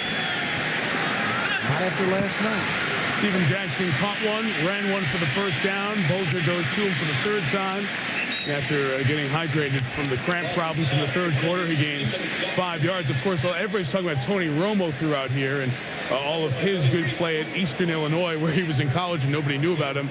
But he did win the 1AA award for the best player, the Walter Payton Award. The coach of the Saints, Sean Payton, also from Eastern Illinois, which is only 125 miles from here in St. Louis, in Charleston. Got Bolger at the head level. As the sack from Mark Anderson took Bolger to the ground. Let's see if Mark is okay. Almost took his head off. Flag is down. You just couldn't see it as the players surrounded Bolger, and that will last for a while. Unnecessary roughness, grabbing under the helmet. Number 97, the 15-yard penalty, automatic first down. There comes the rush outside. Mark Anderson's been on a tear. He had 8 sacks coming in, but you cannot, well, it hits him in the face mask and rips his helmet off, and thankfully there was a flag. He took the shot in the nose. He got it everywhere you could get hit above the shoulder pads. Face, back of the head, helmet. Bolger's up there, facing and chatting everybody over in the Bears defense. He's telling his own offense to huddle up. Just how tough he is. He's playing with 3 cracked ribs. I mean, the guy is just tough. He goes through a game, gets him taken care of, and then still works in practice. Watch him throw in practice on Saturday, just like he's throwing tonight. A shot he took.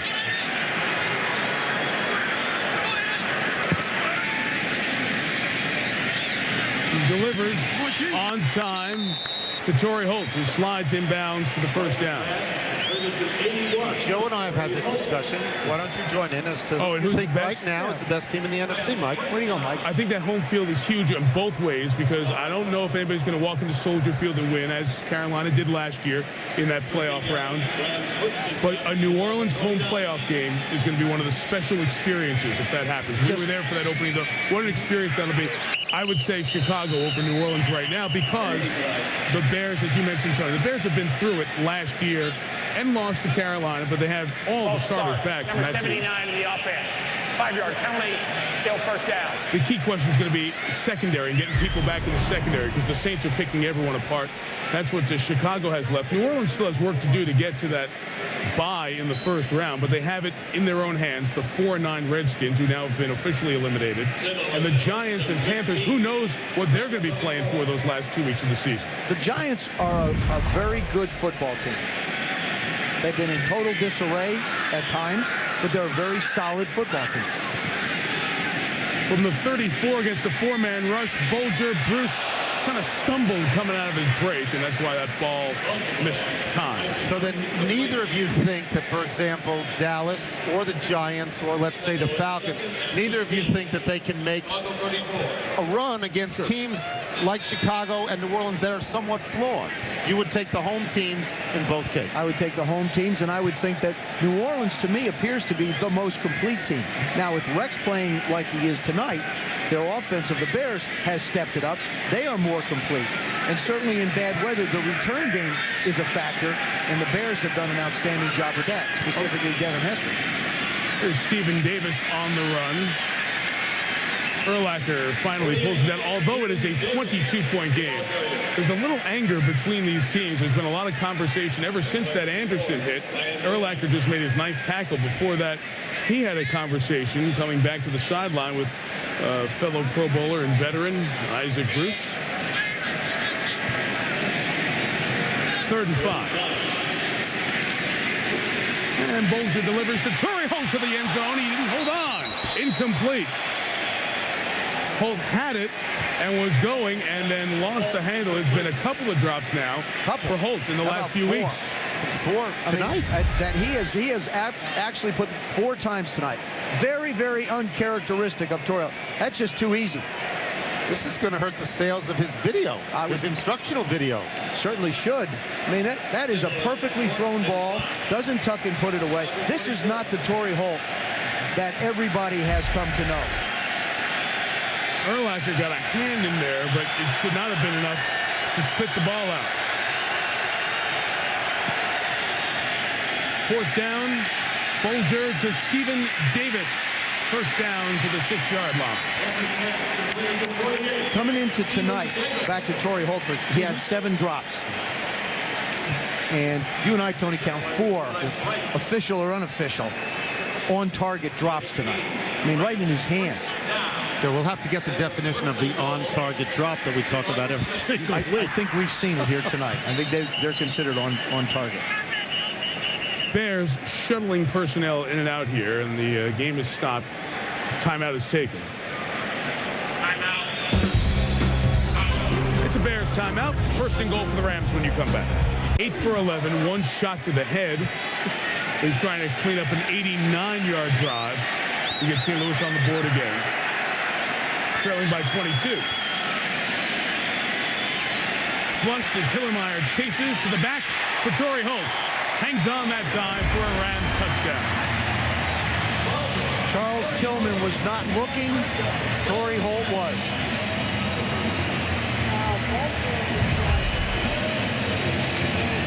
As Bulger flushes out, Torrey Holt, they have worked together so many different times. If a defender isn't looking, Mark's going to cut it loose. It's a good drive. It's 89 yards. Statistically, it looks real good, but they're out of the game. You know, I mean, it's not a good second half for the Rams at all, even with that drive. Wilkins adds the extra points, 35-20.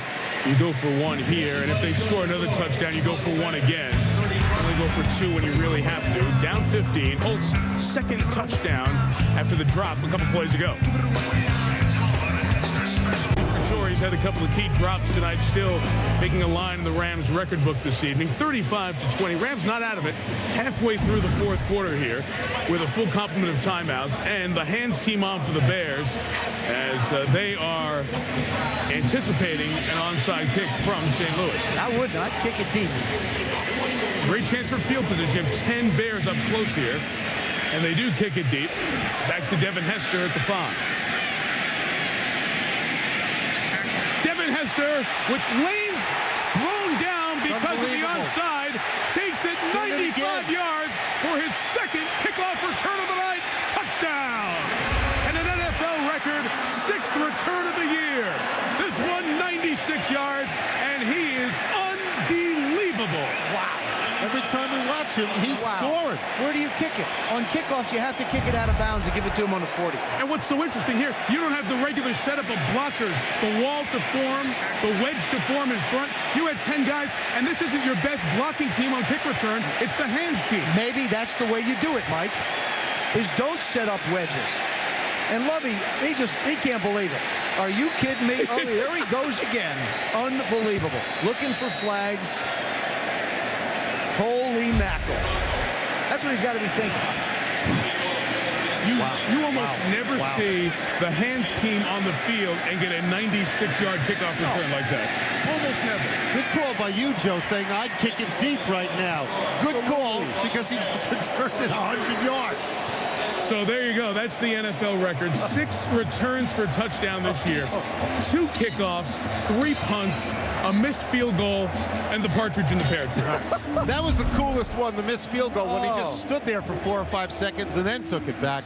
This is 2 tonight. Once he breaks through the first wave, it's all over. Again, I know I said this earlier. I'll bring it up again. I know there are a lot of good rookies out there. Who's had more of an impact on the league this year than this guy? No, you're right. I mean, it's like LaDainian Tomlinson, Drew Brees, both of them MVP candidates. You've got Colston, Reggie Bush, Devin Hester.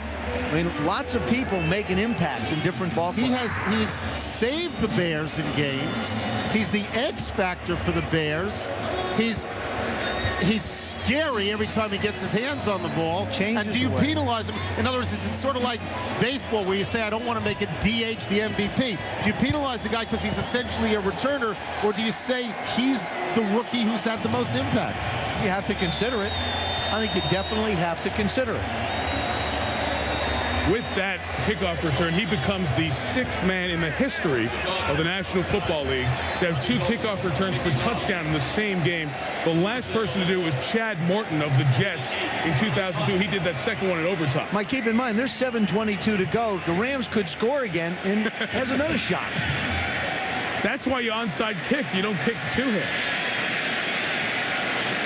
And Willie Ponder with the return to the 27-yard line. After 2 13-second kickoff returns for touchdown by Hester. Torrey Holt, he's a man who's had his ups and downs here tonight.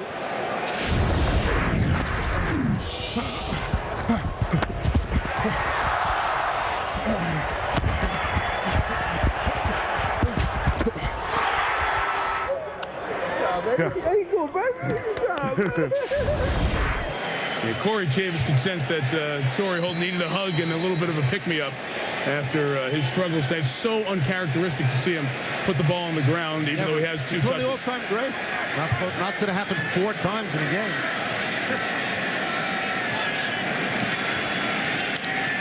Number 27, Bulger, down the middle for Klopfenstein, the tight end. It's incomplete. Just the perspective here. We talked about it in the first half with Torrey Holt. But all these kick returns by Hester back up the truck a little bit. The perspective. Most touchdowns, Rams quarterback-receiver tandem, Roman Gabriel and the late Jack Snow. 37 times. Of course, their success happening on the West Coast. Passed tonight by Mark Bulger and Torrey Holt as they hook up for their 38th touchdown. It happens on a night where much of Jack Snow's family is here as they honored the Rams' great 11 years playing for St. Louis. Was their radio commentator for several years and passed away last year after an illness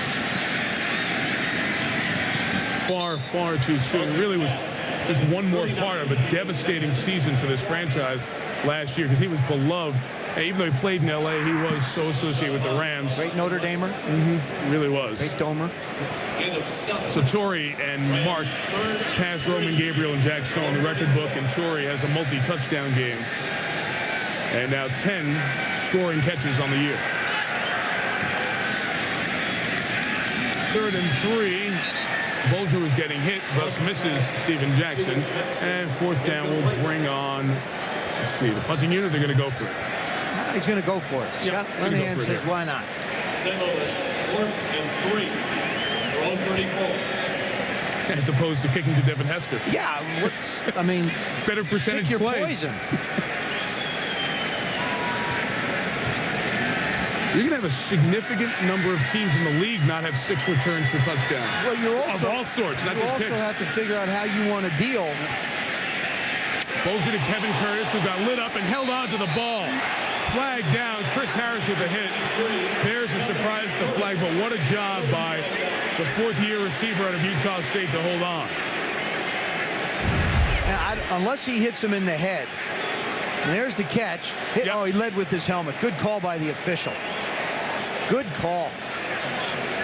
Helmet to helmet, leads with his head. Personal foul, unnecessary roughness. Number 46 in the defense. Helmet to helmet contact. 15 yards added to the end of the play. First down. Jeff Triplett's crew has done an outstanding job officiating this game tonight. I mean, they've made some tough calls, but they've been right on the money on a lot of them. Isaac Bruce shaken up on that play. He limps off here for St. Louis. Chicago 29.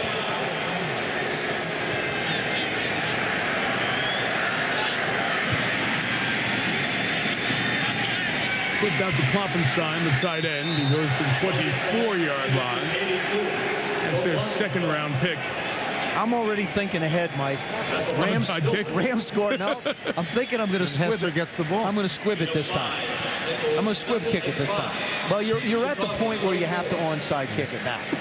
So, of course, in hindsight, probably should have onside kicked the last one. But I still can't believe with no wedge and the hands team on, he scored a touchdown on a kick return. Bulger's pass, I believe, hit the umpire. Yeah, hit the umpire. So often the offense uses the umpire as a screen. St. Louis, 3rd and 5. 3rd down coming up. Chicago 24. In the World Cup, this would have been a very good attempt on goal. Mark scrambling. Doink. Bounces it off the shoulder.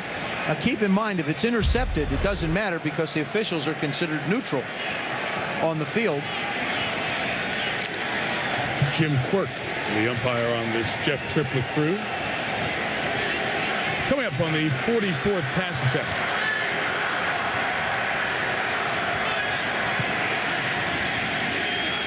Bulger hit by 4 guys, and then Lance Briggs hit Steven Jackson before the ball can get there. It was Brian Urlacher who told us yesterday that Lance Briggs is the most underrated defensive player in the league in his mind. Briggs, who has an opportunity to become a free agent, has turned down a very high contract offer from the Bears. There's a possibility the Bears may franchise him to keep him next year.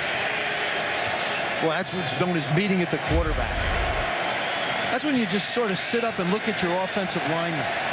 And none of them look at you. They don't turn around and look at you.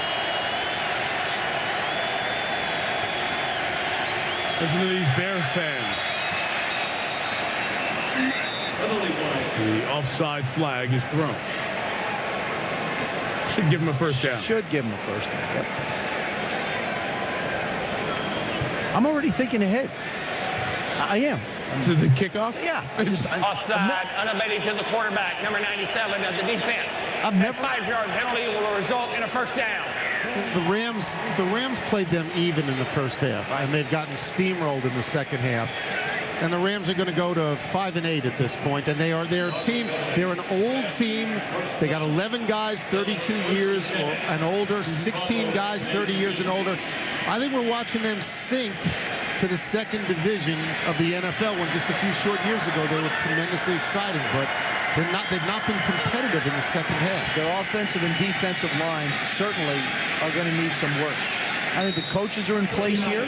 Jim Haslett's a heck of a defensive coordinator, could possibly be considered for a head coaching job. And then Ron Rivera, the defensive coordinator of the Chicago Bears, was in the running for the job here, except the Rams didn't want to wait until after January 15th and a playoff game, so they made the decision on Scott Linehan. So Ron Rivera, to me, should be the #1 candidate for a head coaching job next year. Klopfenstein, the tight end. First down as he took a shot out of the 5.5-yard line. Yeah, Scott Linehan coming here from Miami, where he was the offensive coordinator for a year. After a couple of years with Minnesota, it's only Linehan's 4th year in the National Football League. A lot of his coaching coming in college. He learned under Dennis Erickson, and you saw Dennis Erickson is back in college football as a head coach at Arizona State. And I know a lot of Arizona State fans are excited about that. With the weapons they have on offense, to bring an offensive coach in is good. Jackson seeking the goal line, gets in. Rams touchdown. Now the dilemma, going to have to kick off. Onside kick.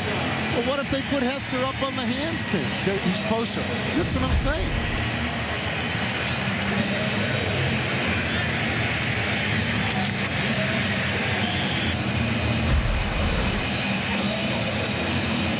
Steven Jackson has caught 80 balls this year. That is his first touchdown reception.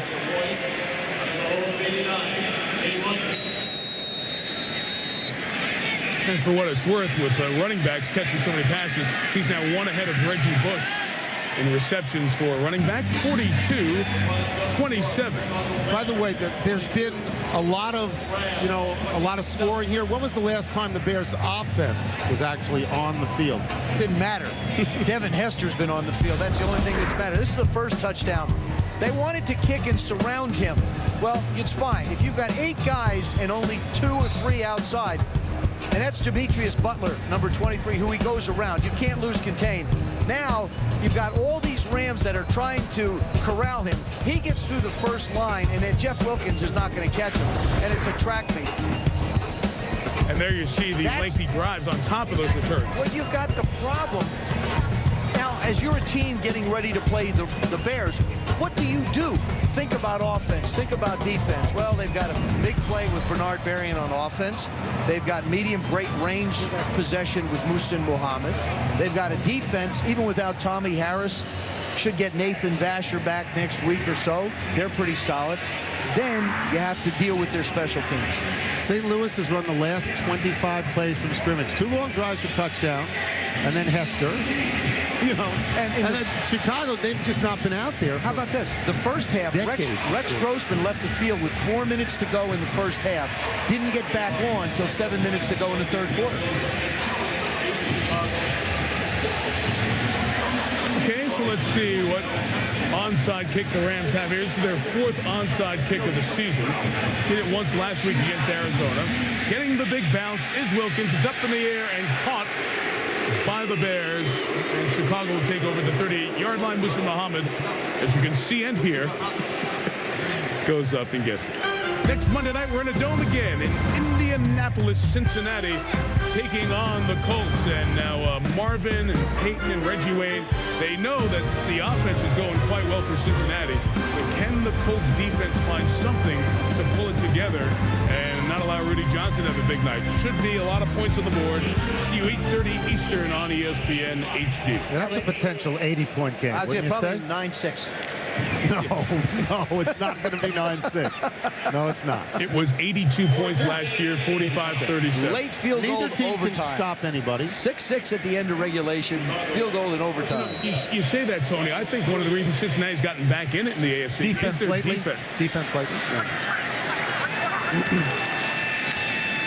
First down, Benson. Will Witherspoon tackles him. A couple of yards there. Rams stop the clock with 4:32 to go. They have a couple more timeouts left. Well, here is that Indianapolis rush defense. The first 2 plays, back-to-back runs for a touchdown, and Maurice Jones-Drew had a couple of touchdowns in 166. Both Fred Taylor and Maurice Jones-Drew were over 100 yards in total. The Jaguars gave up 375 rushing yards. And the Colts are giving up, guys, 176 a game, the most in the NFL since the Falcons in 1987. So, given that, do you think Indianapolis will be able to hold on to the number 2 seed? San Diego's already clinched the West. Indianapolis has picked a terrible time of the season to be bad and getting worse. I think they've lost 3 of their last 4 games. This is a club that you said for a few years, it's inevitable they'll win the Super Bowl. Peyton Manning will get them there.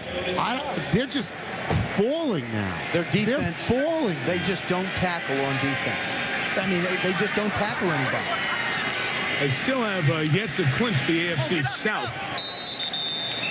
As the run by Cedric Benson. You take a look at what... Bring another timeout, Joe. Mikey, you take a look at what Jacksonville did to him. I mean, Jacksonville is one of those teams that's getting better. David Garrard settling in at the quarterback position. We've talked about Cincinnati. Getting better. Getting better. Defensively getting better. You know what you have with Carson Palmer and the group of receivers. So, and Rudy Johnson. Like, to me, as I get ready and look at this game next week, I'm just sitting here saying, what will the Indianapolis Colts do defensively? They want to play that cover 2. They want to play the corners up, the safeties back. That means the 7 guys around the line of scrimmage have to stop runners. And they flat can't. They're going to have to change their Tony Dungy went there, the assumption was he would make a great defensive team and they had offense in place. And they've gotten worse lately. And meanwhile, San Diego, which we haven't mentioned, looks great. Bears trying to join San Diego. A flag is down as the pass is caught by Desmond Clark. Tackle turned down. 2 flags down. Clark out of bounds at the 4-yard line. Interesting there with 4:16 up 15. The Bears choose to throw the ball. A little play action. Keep Rex hot. You know, let Rex get comfortable. I mean, this is part of this game as well. The gain of 29 Keep if it stands. Hot. You mean he sort of cooled down like a fighter sitting too long on the stool? Remember, he sat a long time. That's right. I have to get him out of here. If I'm Levy, I want to keep him hot. There are 2 fouls on the play. Illegal blocking the back. Number 81 of the offense. That penalty will be declined. Illegal formation. Offense. 5 men in the backfield. That penalty will be accepted. 5 yards. Still 3rd down. You guys were talking about Lovie Smith, the coach of the Bears, who makes his return here to St. Louis. He was the Rams defensive coordinator from 01 to 03. Lovie Smith is in the final year of his contract, and he is the lowest paid head coach in the National Football League, $1.3 million. Put all that into the equation. With that, he's become the first man since our colleague Mike Ditka to win back-to-back division titles for Chicago. And it's one of the issues hanging out there for the Bears as they go through this season. Adrian Peterson carries to the 31-yard line. The question becomes, what are the Bears going to do? Are they going to extend Lovie Smith's contract, or is he going to get to the end of the season and then Lovie becomes a, quote, free agent? Well, he told me yesterday that he's been given the comfortable assurance that they are going to, as the Rams call a timeout, that they are going to take care of this situation, which you would think would mean offer Lovie a contract here down the line. One of the reasons he's the lowest paid is because the floor for a new head coach has gone up. Scott Linehan's making about $2 million a year. The new coaches are in that neighborhood. The median's around 4.5. Mike Holmgren, who had player responsibility as well, was up near $7 million. The hopes for Chicago from their end is that they'll take care of Lovie Smith. Jerry Angelo, the GM, inherited Lovie as his coach, and now will have to make that decision as they go forward. And keep this one thing in mind. The Bears, the last time around, extended their head coach's contract in that time period after the regular season and before their first playoff game when they had a bye. Wouldn't be surprised to see that happen in this situation as well. If the Bears do not extend Lovie Smith, okay, he will be a free agent for 1 second. Right. Because he will be the most sought-after guy in the entire league. Look what he's done. He's sitting pretty right now. Robbie Gould tries a career-long tying 49-yard field goal wide right. So Gould, who had missed just 1 kick all year, a field goal at New England, which ironically was blocked by Richard Seymour after he made one, but there was a penalty to negate it, has missed 2 here tonight. Lovie Smith's a defensive guy. He started here as a defensive guy. He also told us a few months back, I like seeing 40 points on the scoreboard. Just because I'm a defensive coach, don't think I don't like that. What does he have tonight? He's got 42 on the board. I mean, if they play well, if Chicago plays well and Rex Grossman plays well, they do appear to be the best team without question in the NFC. It's just, can the quarterback get it done? Let me give you a hang on a second. 15-point game, 4:05 left, no timeouts. Rams certainly not out of this game. Flag down, Bulger to Holt. To the 42, if it stands, it's a gain of 19, but the Rams are guilty of holding. 7 minutes ago, I said they were out of the game, so I'm shutting my mouth Number about this 72 one. in the offense. 10-yard penalty. Peak first down. Penalty on Adam Goldberg. They're closer to being out than they are in. Let's put it that way. Hey, Joe, Tony talked about the Rams being perhaps a team where the window is closing. As Scott Linehan talked about, we need to get to windows where we can compete once again. This is one of the hard things to inherit. A team that has been good, has the names that are still good, but is in transition. They have the names at the skill positions. Where they have to get better is in the defensive lines and the offensive lines. That's where they have to improve. Their offensive line's fairly young. I mean, Adam Timmerman, who's playing the right guard position, is 12 years. Todd Stussy is at 13. Wouldn't expect either one of them to come back. Mark Setterstrom, who's their left guard. Incognito at center. One's a rookie, the other's in his second year. And Alex Barron is in his second year. They need some depth. Adam Goldberg, 4 years. They need some offensive line. But defensively is where their biggest problem. It's a tough year. They've beaten one team this year that currently has a winning record, Denver, which just barely at the moment has a winning record. They have to go find some defensive line. That's a must. They're probably looking the same place Indianapolis is looking and coming up empty. Second down. Bulger's pass deflected. Oh, Devin Hester almost had an interception. He's had every other kind of return. There's a penalty marker down back by the offensive line. How about that if he would have had a fourth different type of return? Go for the hat trick tonight. He could have gone for it. I just get excited when he gets his hands on the ball. Holding. Number 70 of the offense. 10-yard penalty. Repeat, second down. On Alex Barron. And the Rams are just not good enough to overcome penalties. This one gets batted up in the air again by Alex Brown. And Hester, if he stays on his feet, he's got a shot at it. Darn. He is exciting. And with Nathan Vasher out, it's been some more corner play tonight for him. He played running back, fullback, wide receiver, corner. I mean, the guy's used to having the ball in his hands back in school. Yeah. So he's done it all that way.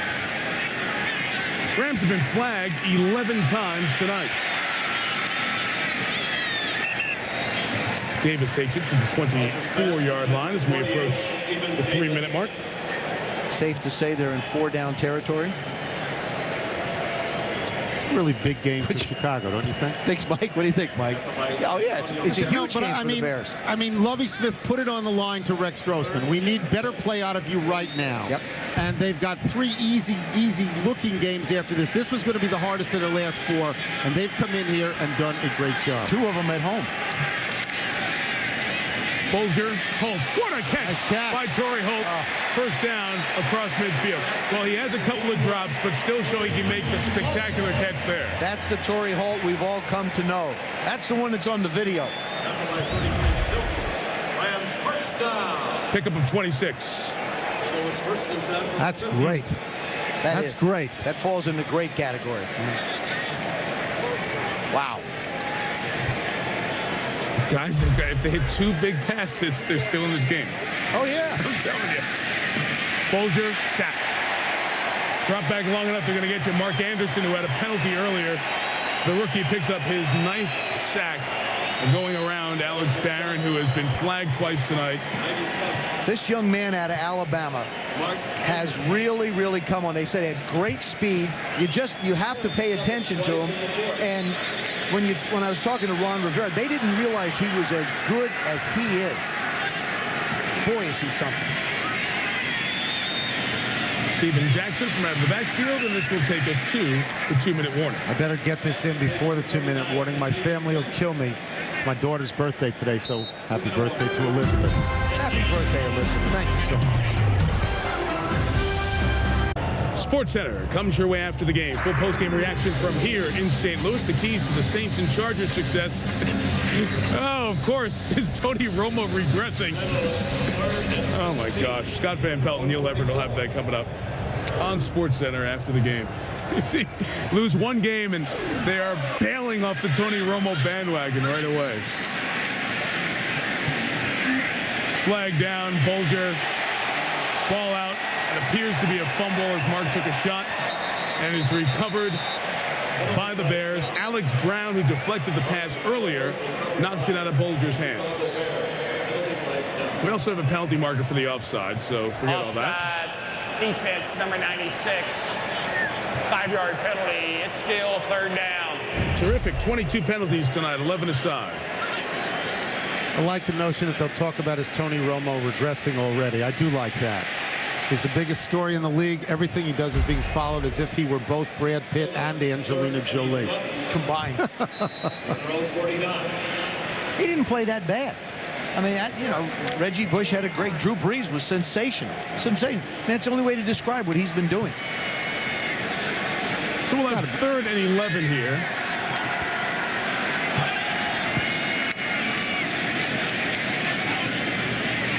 Steven Jackson the catch, the first down at the 36-yard line. Bulger is now thrown 50 times here tonight. No takeaways tonight, right? By the Bears? No. And they make a living doing that, the Bears they've had none. Of all the things that have happened in this game, the Bear defense has been the one that we've talked about the least. It's a turnover-free game. Here's a little note on this game. As Mark Bulger's now throwing here on the night plus 50 times, 51 now with 346 and 3 touchdowns. Tying his season high in touchdown strikes, 2 of them to Holt. And again, that looks statistically, those are great numbers. Yeah, statistically, you don't want to throw 51 times. But that tells a story. That tells a story that you're not doing real well. Great shots, guys. We got some tired puppies on the field. A lot of just sprint, back to the line, sprint. Bulger completes it to K.J. Harris, first year out of West Virginia, 2 years of junior college in Kansas. He was on Miami's practice squad, signed by the Rams on November 7th. They killed the clock here. So the Bears, guys, will have a game with 40 or more points, no sacks allowed, and no turnovers. This is the Bears' 1,191st game. There have only been 2 others where the Bears have had 40 points or more, no sacks, no turnovers. 89 against the Lions. They beat them 47-27. And 65 against San Francisco. They scored 61 points, and Gale Sayers had 6 touchdowns in that game that Bears fans from back then remember. You just do that off the top of your head? No, that's Steve Hurt. Okay. Who does so many great stats for us. There's a turnover. Oh, they forced turnover. I mean, them turning the ball over, not at all. And there's the first turnover of the game as Charles Tillman comes up with the pick. The fact stands as stated, first down. Mark Bulger has to try and force this thing in. Tillman jumps outside, never takes his eyes off of Mark Bulger, and then just goes up and snatches the ball away. A big corner, 6'1", 195 pounds, has a lot of range at that position. Am I able to say it's over now? Yeah, yes, I'm looking for permission. Both feet down in bounds. Okay. This game is over. Okay. And with the game being over, Chicago will clinch a first-round bye. I'm just going to look at this upstairs. Yeah. I'm going to take one more peek at it in replay to make sure he had both down. With a win, Chicago will clinch first-round bye, and they will clinch home field advantage with a win and a New Orleans loss or tie next week. 3 feet in. Has the ball. Okay. Right, left, right, out of bounds. One more than the requisite amount of feet. That is correct. One more. You know, guys, these new turfs with the crushed rubber at the bottom of them, they're a lot easier on the players. I think they've really helped make calls in replay and for officials to see live, because you see those little rubber pellets drawn up every time, and you can almost see a footprint left by Tillman's back heel as it came down. Not an intended help of the surface, but does make a difference. We were talking about Lance Briggs before, Mike, and Brian Urlacher said he would be willing to redo his contract. The play, it is an interception. The player got possession of the ball, feet down inbounds.